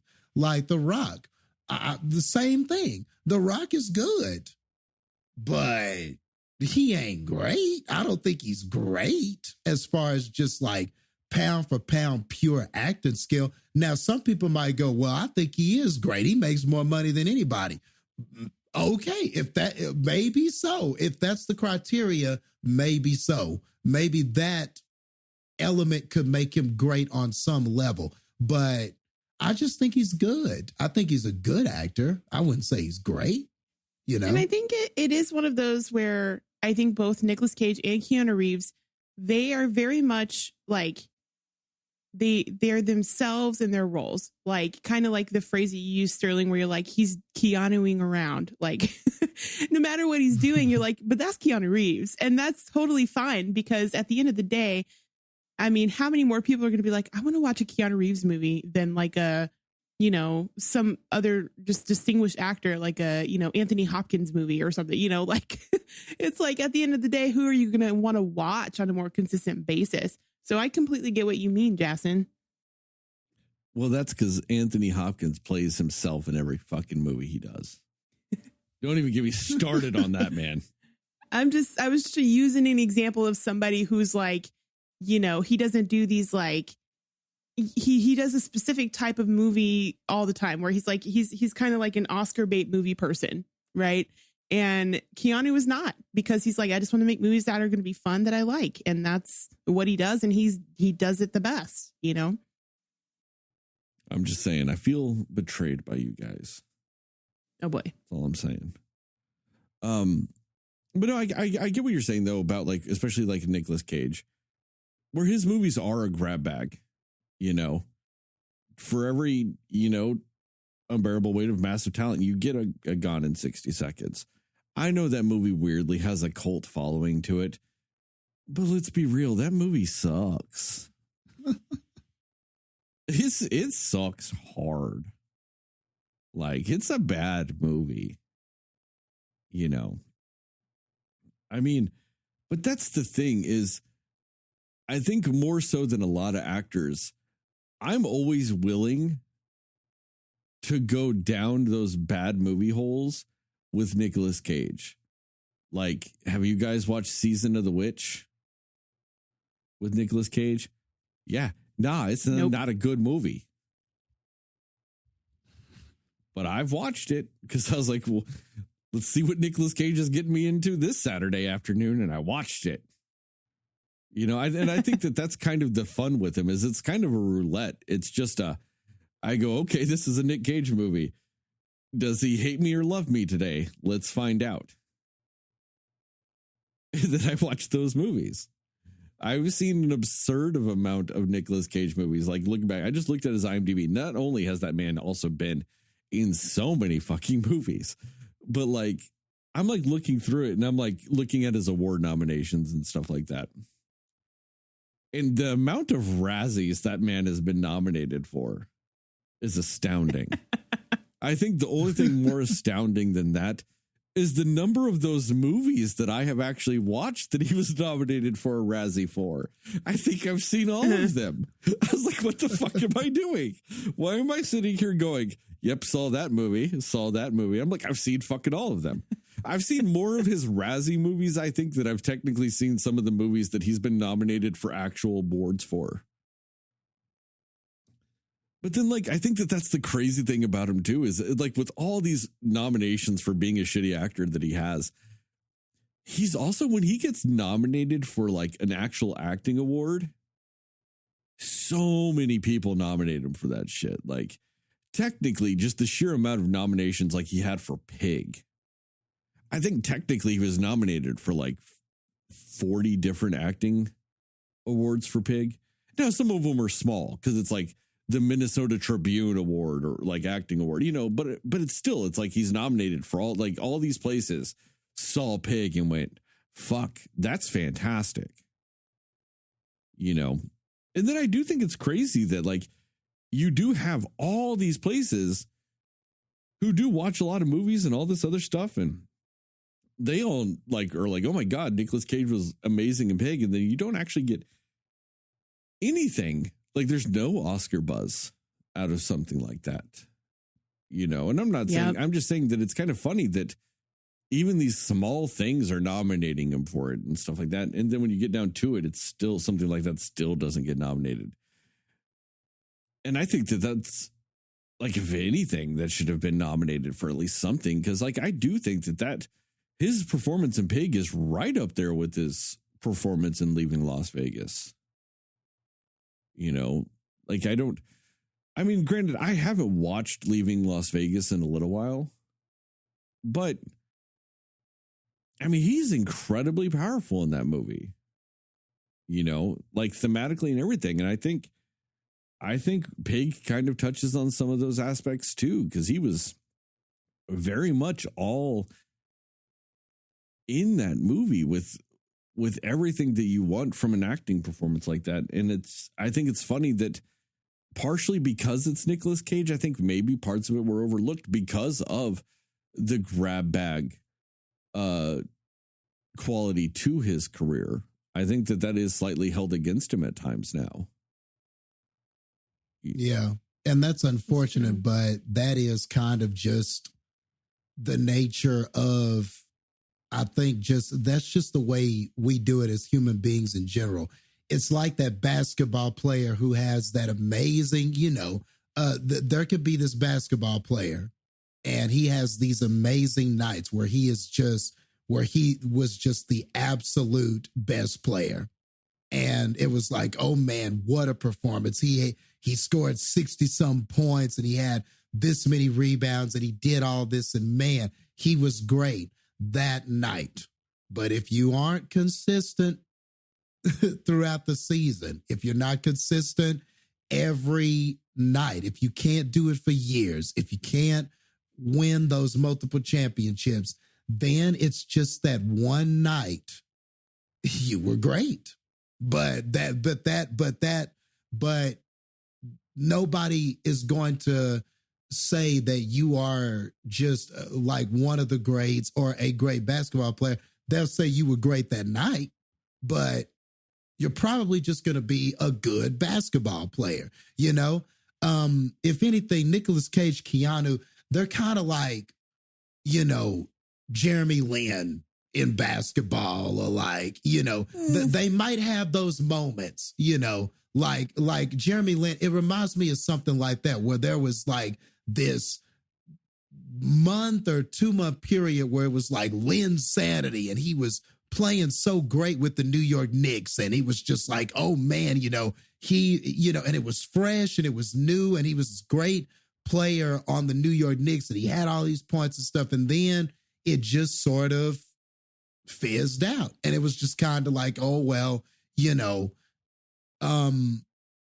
he's and then finally it's sort of rested on, okay, he's a good player, but he's not a number one. He's not a number one guy. Those performances kind of, so everybody will remember that time though, when Jeremy Lin had those great moments. But I don't think anybody is going to, when it's time to say who are the great players, I don't think he's going to be mentioned. I feel like that's how they are. There are these movies, this handful of movies where you're like, oh man, Nicolas Cage was great in those few movies. Keanu Reeves is great in those John Wick movies. But every other time it's just like, but most of the time it's just good. See, so I feel like that's where he falls. I would kind of almost say that Nicolas Cage might be more akin to say like a Hakeem Olajuwon, or maybe a Patrick Ewing, where they did enjoy a lot of success, but ultimately they didn't achieve much in the end. Hakeem did when Michael Jordan took a break. Hakeem was able to, take the Rockets over. But Patrick Ewing was never able to win a championship. Everybody, is always a good player, all this other stuff. And I think Nicolas Cage is, for all intents and purposes, always there, always, he's always doing his job. Now, it might be in a bad movie or whatever, but he's always doing his job. But he might not ever achieve the success, the type of critical success. Or in Patrick Ewing, I know he did early in his career, he did win the Academy Award, but I'm just saying he didn't always have that stuff. Maybe like a Charles Barkley might be a better example, because you had just read my mind. I was about to say he's like Barkley, man, and I think that's a better comparison, because Barkley is like, he's everything that Nicolas Cage is when you think about basketball. He's iconic. And he won an MVP. He's got a way about himself. People love him. He won an MVP once. Yeah. He's and there were times where at his position he was the best. Or at that time, at his position, there were points in the NBA where he was the best at that skill player position, but he never quite was won the championships or the things like that to be considered one of the greats. But he is one of the all-time iconic players in basketball. And he's got a personality that everybody knows. Everybody loves him. He's going to always have work. You know what I'm saying? Inside the NBA, he's in a ton of commercials. You know, if you base it on all of that, you would never know that he is not one of that he is not like considered like super all-time great until you get further down on that list. Now, he is a great player, but what you're going to have to go further down on the list to find him, you know? Yeah. I feel like maybe that's what Nick Cage is. And that's a fair comparison. Barkley is a fair comparison. Like I said, especially with the MVP win, I think that could be equivalent to like Nicolas Cage winning an Academy Award and stuff like that. Like there's always a place for Barkley somewhere, whether or not he was playing basketball, talking about basketball, or even him playing golf is entertaining as fuck. Yeah. And he may not be good at those things, but you're always entertained. I think Nicolas Cage is the same way, That's right? fair. Like you may not like all the movies. They may not all be good movies, but just like Barkley is going to do Barkley things and you're probably going to tune in to see it, Nicolas Cage is going to do Nicolas Cage things. Yeah. And I thought of a great it. comparison for Keanu too. Because I think Jeremy Lin's a little harsh because Jeremy Lin also went into complete nothingness. Ultimately, I think for Keanu Reeves, a good example would be Derrick Rose because Derrick Rose came out of college just there. In early Keanu, they were putting him in everything. You know, they're like, this is your, like, they were shoving Keanu where Keanu didn't necessarily belong. They were just like, nope, Keanu. Then he kind of went away, like Derrick Rose when he got hurt. And then I see and that. then now, like Derrick Rose has come back. He's not always the most consistent now, but he's had some really, really, really good games. He's kind of put himself as just a solid player that still has a place in the NBA. And that's kind of what Keanu's done. Keanu's just kind of recently like showing us just kind of why the fuck he's still here. Yeah, you know? That's true. Yeah. Yeah. It's not always the best movies here and there, like, you know, this last Matrix movie and stuff like that. But, you know, that's whether or not that's his fault is a whole other story. But, you know, he's here, you know, and it kind of shows why people loved him. Like when Derrick Rose sat there and then had like a 60-point game and you're like, that's why people loved Derrick Rose. You know? Yeah. It just took him a little while to come back from his ankle stuff, you know, from when he hurt his leg, because that was one of the worst injuries I've ever seen in a fucking game. But it took him a while to actually get back to where he was with some of the stuff, and when he did, it just kind of reminded you. Now, was he ever the, like, you know, that MVP candidate player again? No, but he's still in the NBA. He's still playing, you know. Yeah. And still has some, and I think and anytime you see Derrick Rose do well, I remember those when he first came back and when he would have those 30-point games or he would have that big game, that would be all over Sports Center and people would be like, man, look at Derrick Rose playing well. Huh. Doesn't that just put a smile on your face? Like Derrick Rose just playing well. Man, I'm glad he's doing well. And Keanu is similar in that way. When Keanu's doing well, nobody is mad. Like when the John Wick movies come out, you want to go see them. And then when it's good, you're like, yeah, man, we on the third movie. It's still good. You know, I'm glad that these movies are still good. You know what I mean? Yeah, and then he's like, nobody's mad at Keanu. He's doing that Bill, you know, like brought Bill and Ted back, and you're like, fuck yeah, Bill and Ted's back. You know, played that evil Knievel guy in Toy Story 4, and you're like, fuck yeah, Keanu's in Toy Story. You know, you're always just like, fuck yeah. You want him to succeed no matter what he's doing. You're like, just please, you know, do well because I want you to do well, you know? Yeah. And there's something to be said for that because that has some staying power, you know, that has some consistency. So so I may not be putting you up there with Meryl Streep, but you still have found something. You still have something. You have a niche. You have a personality. You have a charisma about you to where you have had you have had a stay in Hollywood. And that's hard to do. How many people just fade off? Or how many people just,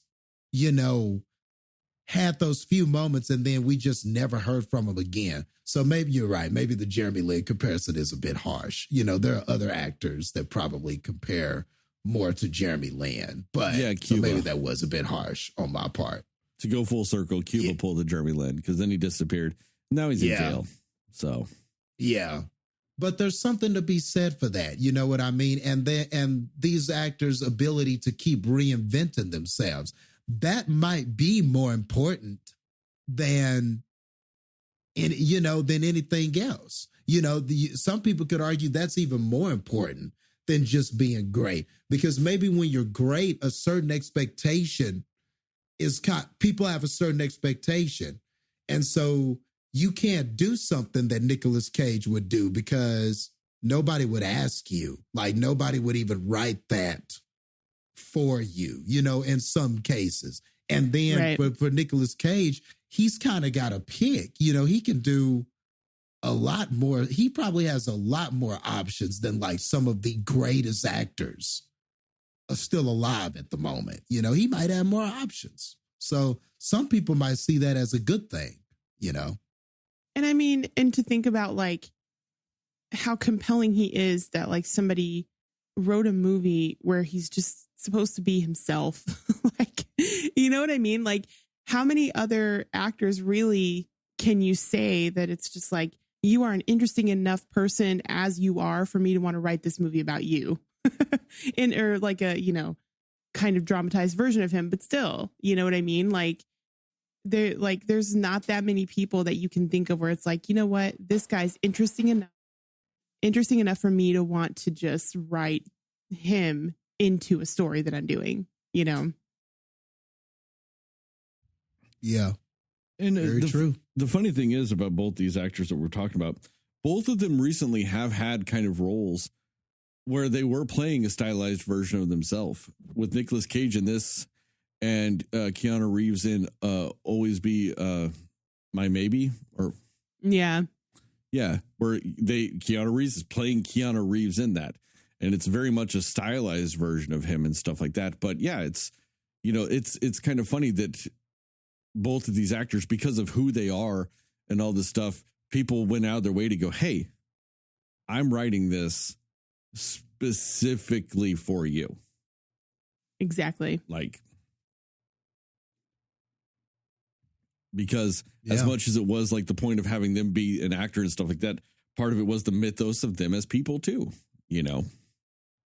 like, I'm writing this for you as a person, not necessarily you as an actor in some ways. And that's just kind of an interesting thing that they've weirdly both also mimicked in all this. I do feel kind of bad though. We have gone so far off away from that movie, other than just talking about Nicolas Cage's career. Are there any like spoilery thoughts that you guys also have about this movie? Because I think that I started the derailing of this whole thing, and I just want to be fair to this and also go, do you guys have any spoiler thoughts? Because I think I fucked all that a while ago. Well, I mean, but we kind of talked about a lot of the good moments in the movie and why we liked them. But I mean, specifically for me, one of my favorite scenes, which was kind of alluded to, I think, by Jastin, was the scene with like where they're definitely not themselves in their right mind. So they're just like, everything is so like, they're so paranoid about everything. It's so funny. Like the whole scene where they're like trying to climb over the wall and then they realize they could just like walk around, and just how dramatic they're being about their goodbye. And it's seriously the most delightful thing to watch. It's so funny. And I think that is the epitome of what you wanted from this movie. Is just so crazy and so like stupid funny, and that's really where you see that dynamic between them, where you're just like, you guys could do funny, you guys could do serious. Like there is nothing that you two together could not do in a movie. And I just really, really liked that scene a lot. And I also just really liked it kind of like towards the end where they don't really tell you how the story ends, but they do tell you how the story ends because it just completely flashes to them having the movie about it and seeing like the movie ending of what happens. And I just think that's a really kind of clever thing that they did where they're kind of superimposing, you know, the movie portion onto the real portion of it because of who Nicolas Cage is. And it kind of like bleeds into his real life and his work. And I don't know, I just think that it was a really creative way to sort of end the story of this crazy adventure these guys were on, and just seeing like everything that they went through. And you don't even really get all of the dots, you know, connected really, but you get what's happening and you don't need all those dots.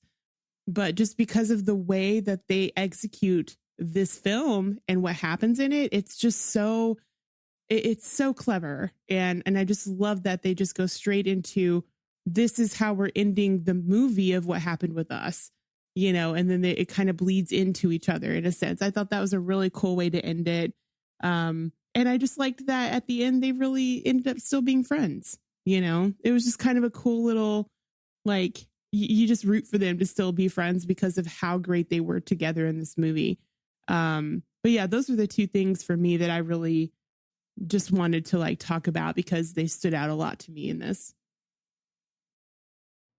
What about you, Jastin? Yeah, that was a good point that you made about how it ended. How, you know, he was, you know, pass me the knife, and then he caught the knife, and then, you know, I like how they did that too. Like how it just suddenly we were in the movie theater watching it play out on screen. Yeah. And it was implied that, okay, he killed that guy and they were safe. But it was a nice way of doing it than just having kind of a typical ending where, you know, they're all standing there and it's looking all dramatic and the daughter comes up and hugs him and all of that stuff, but still playing with it a little bit whenever the movie daughter goes, I love you, Dad. And then she looks at him and goes, I love you. The actual daughter who's watching the movie looks at him and goes, yeah, I love you, Dad. Like knowing, like, in other words, implying that she didn't say that. So still playing into the fact that it was dramatized for movie purposes. But at the same time, yes, he was able to kill that guy with the knife. You know, it kind of did both things, but in a fun way. So, yeah, you're right about that. Yeah. That was fun how they did that scene. And just some of those dynamics that we're talking about with him and Pedro. Just like you said, the whole scene with the wall and just how dramatic it got, and take my hand and all, you know, and all that stuff. And like, man, it was so silly, but they just acted so well that you just couldn't help but laugh at them. You just couldn't help but laugh. You just got the sense they were having so much fun doing this.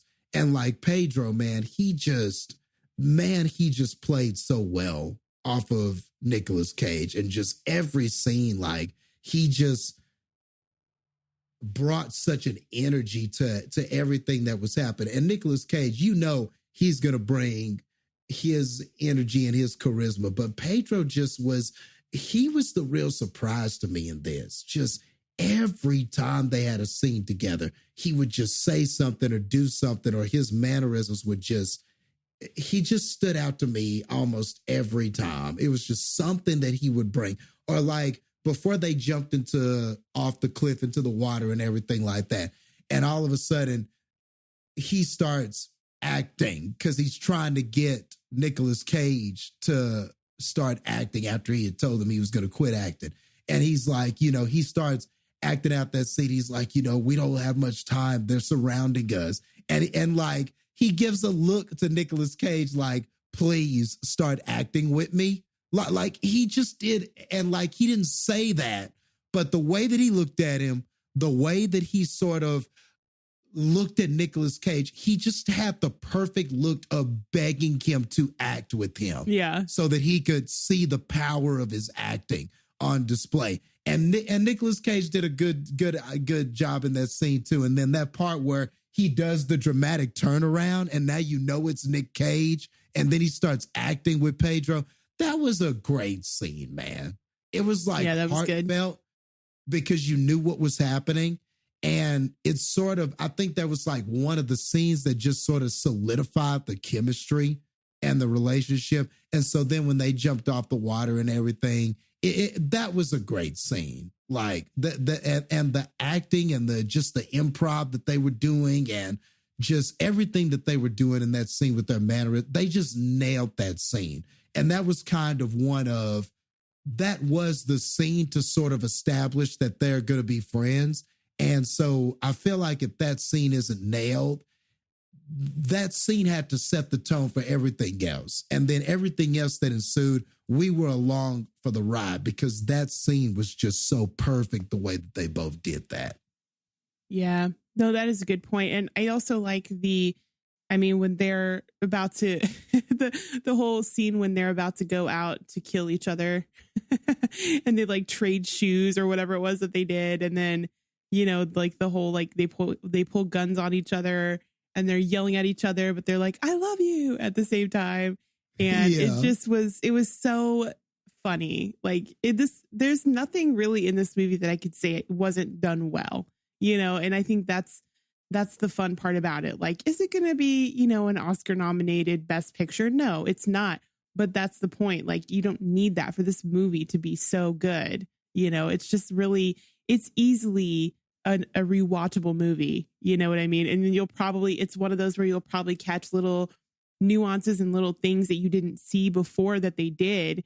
And you'll enjoy it even as much the second time,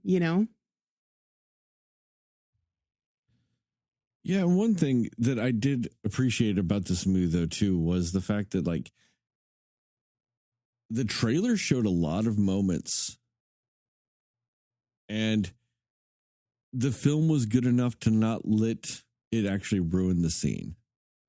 Like that scene when they're at the wall and he's like, oh, like, leave me. And he, goes to the other side. Then he just walks around and goes, oh, we could just walk around.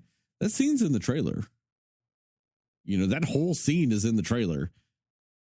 And just because of the way that they placed it in the movie and the way the story is built on either side of the scene and stuff like that, that scene's not ruined in the movie. It's still a good scene. It still works. Yeah. Same with whenever they're pointing guns at each other and they're like, I don't want to kill you and I don't want to kill you either. Oh, are those my guns? No, they're my guns. Like it still works in the movie. You still do a good job of crafting everything else that, like I said, the scenes aren't ruined in the movie. Even the whole scene when he's like, how much did you pay for this? Like the mannequin, like the wax statue. And he's like 6,000. He's like, it's grotesque. I'll give you 25,000 for it. Like that scene's in the trailer and it's still a good scene in the movie. Like, because you see their dynamic together, you see all the other points around it, and it kind of just adds another layer to the scene that you don't get in just the trailer. And so that's a good thing about this movie is even the things that are familiar because you've seen them in the trailer, this movie does a good enough job of not making them feel stale or just, cookie cutter within the movie itself.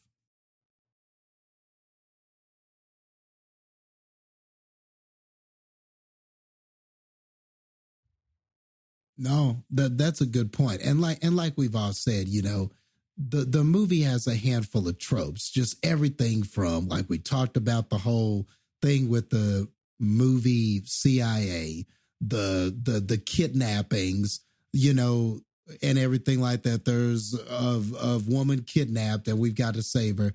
The family comes and then you just know they're going to get kidnapped and they do.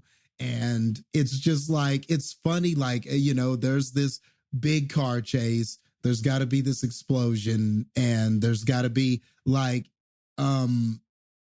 it's just got all of those things in it, and there's got to be that moment where they think each other is the bad guy, but then they make up. it's like all of the things that you feel like you know is going to happen, all of those little things just happen in this. And I swear, every single time they executed so well with just the acting and the way that it plays out that you really just do not care that you're seeing all of those things.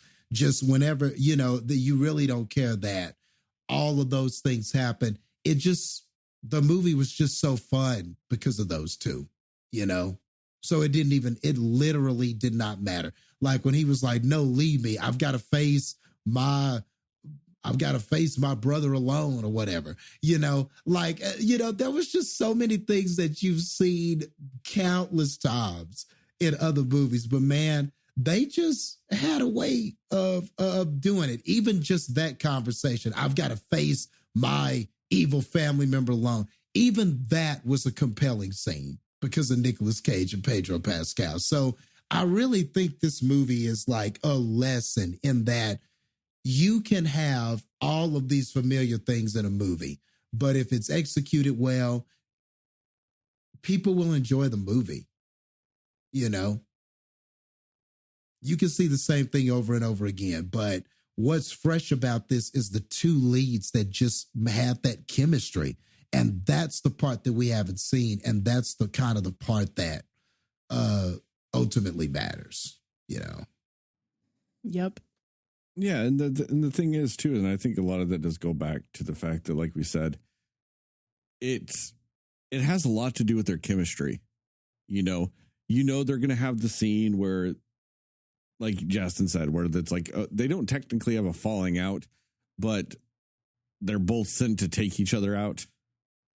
You know that scene's coming. I mean, fuck, it's in the trailers too. But because of their dynamic, it feels so good whenever they meet each other and they're like, I don't want to do this. Like, yeah, you see all those lines in the trailer. Like specifically, it shows the line, I don't want to kill you. I don't want to kill you either. And it's a funny little moment in the trailer. But like when you see their dynamic in the movie and you see their relationship build in the movie, it's a genuinely good scene. Yeah. Because you feel it. Like you see everything that leads up into it. You know, and it's a trope. It's a dumb little trope. But it feels good when they do it. I mean, even then, I like how the action scenes didn't completely get out of hand either. Because the movie's supposed to be that it is actually Nicolas Cage.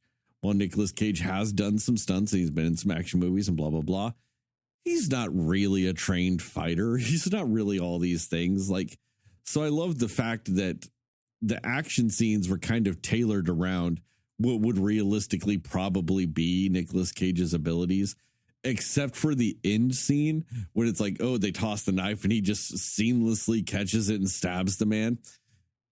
But in doing so, then they take that and they make that into that's the movie version of it ending. You know?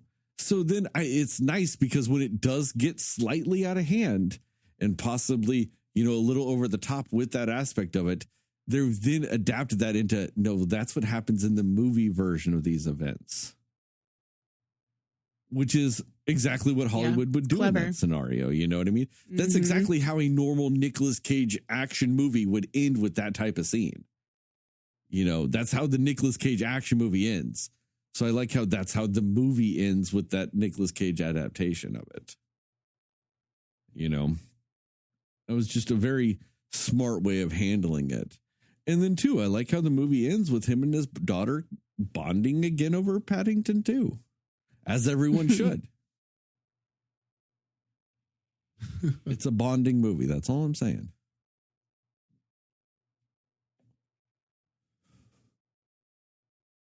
So, you guys got any more thoughts about this movie? No. I'm good. All right. Well, thank you guys for listening to this episode of the Cinema Slayers podcast. Check us out on the internet at www.cinemaslayers.com. Or Facebook, we're Cinema Slayers Podcast. Twitter and Instagram, we're Cinema_Slayers. TikTok, we're Cinema Slayers Pod. I have started doing some reviews on that again. I recently just did one on the Easter Bunny Massacre. So my little TikTok review of that movie, because I was called out to do a review on that. So I did one. So that is on there. And I'm going to start doing like random fucking movies. I'm going to just start reviewing those on TikTok again. So check those out.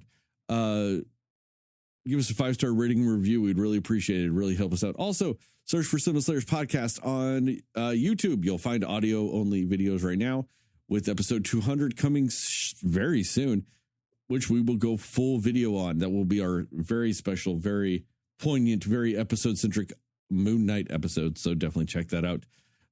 Tell your family, tell your friends, tell your friends' family, tell your family's friends.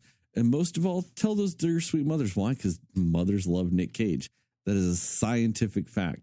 There was a scientific study done in Sweden. They proved that mothers love Nicolas Cage. Just take my word on it. I read it. It's in Swedish. So if you don't know Swedish, you just won't understand it. So just take my word on it. The Swedes say that mothers love Nick Cage. So, and as always in the TikToks, and as I always end this lovely podcast, just remember, according to Jastin, Moon Knight is a Best Picture winner.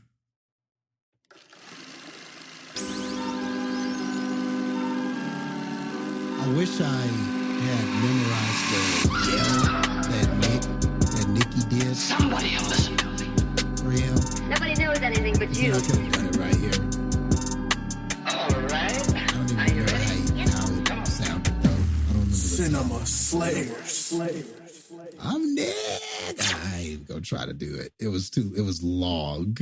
And then it happens at the end too. They just like, Yeah, they just threw it in there. I think they just used it as a scene transition. It just suddenly, you just hear that and then it's a scene transition. Yeah, that was he hilarious says, I'm too. Nicolas fucking Cage. Which also shout out to him, because a lot of people, and I don't know how many people don't know this anymore. I thought it was common knowledge, but he's actually a Coppola. He's like Francis Ford Coppola's like nephew. Mm-hmm. And the very first movie he did, which was, I think, Fast Time at Ridgemont High, and he was Nick Coppola, everybody just kept talking to him about his fucking uncle. And so that's why he changed his name to Nick Cage. Which also, the Cage he got from Luke Cage, the Marvel Comics character. Oh, really? I didn't know Yeah. that part. And there was also some other, like, composer that was also a Cage or whatever that he says too, but it's a lot cooler that it's Luke Cage. That was his favorite superhero. So yeah, that's where he got the Cage from. So it's just a little tribute. And I like the fact that he was like, no, I don't want, just to get everything off my uncle's name. Because back in the 80s, Francis Ford Coppola had a lot of power. Oh yeah. Not that he doesn't now. It's just, it's not the same anymore. It's just not the same. All right, I'm out.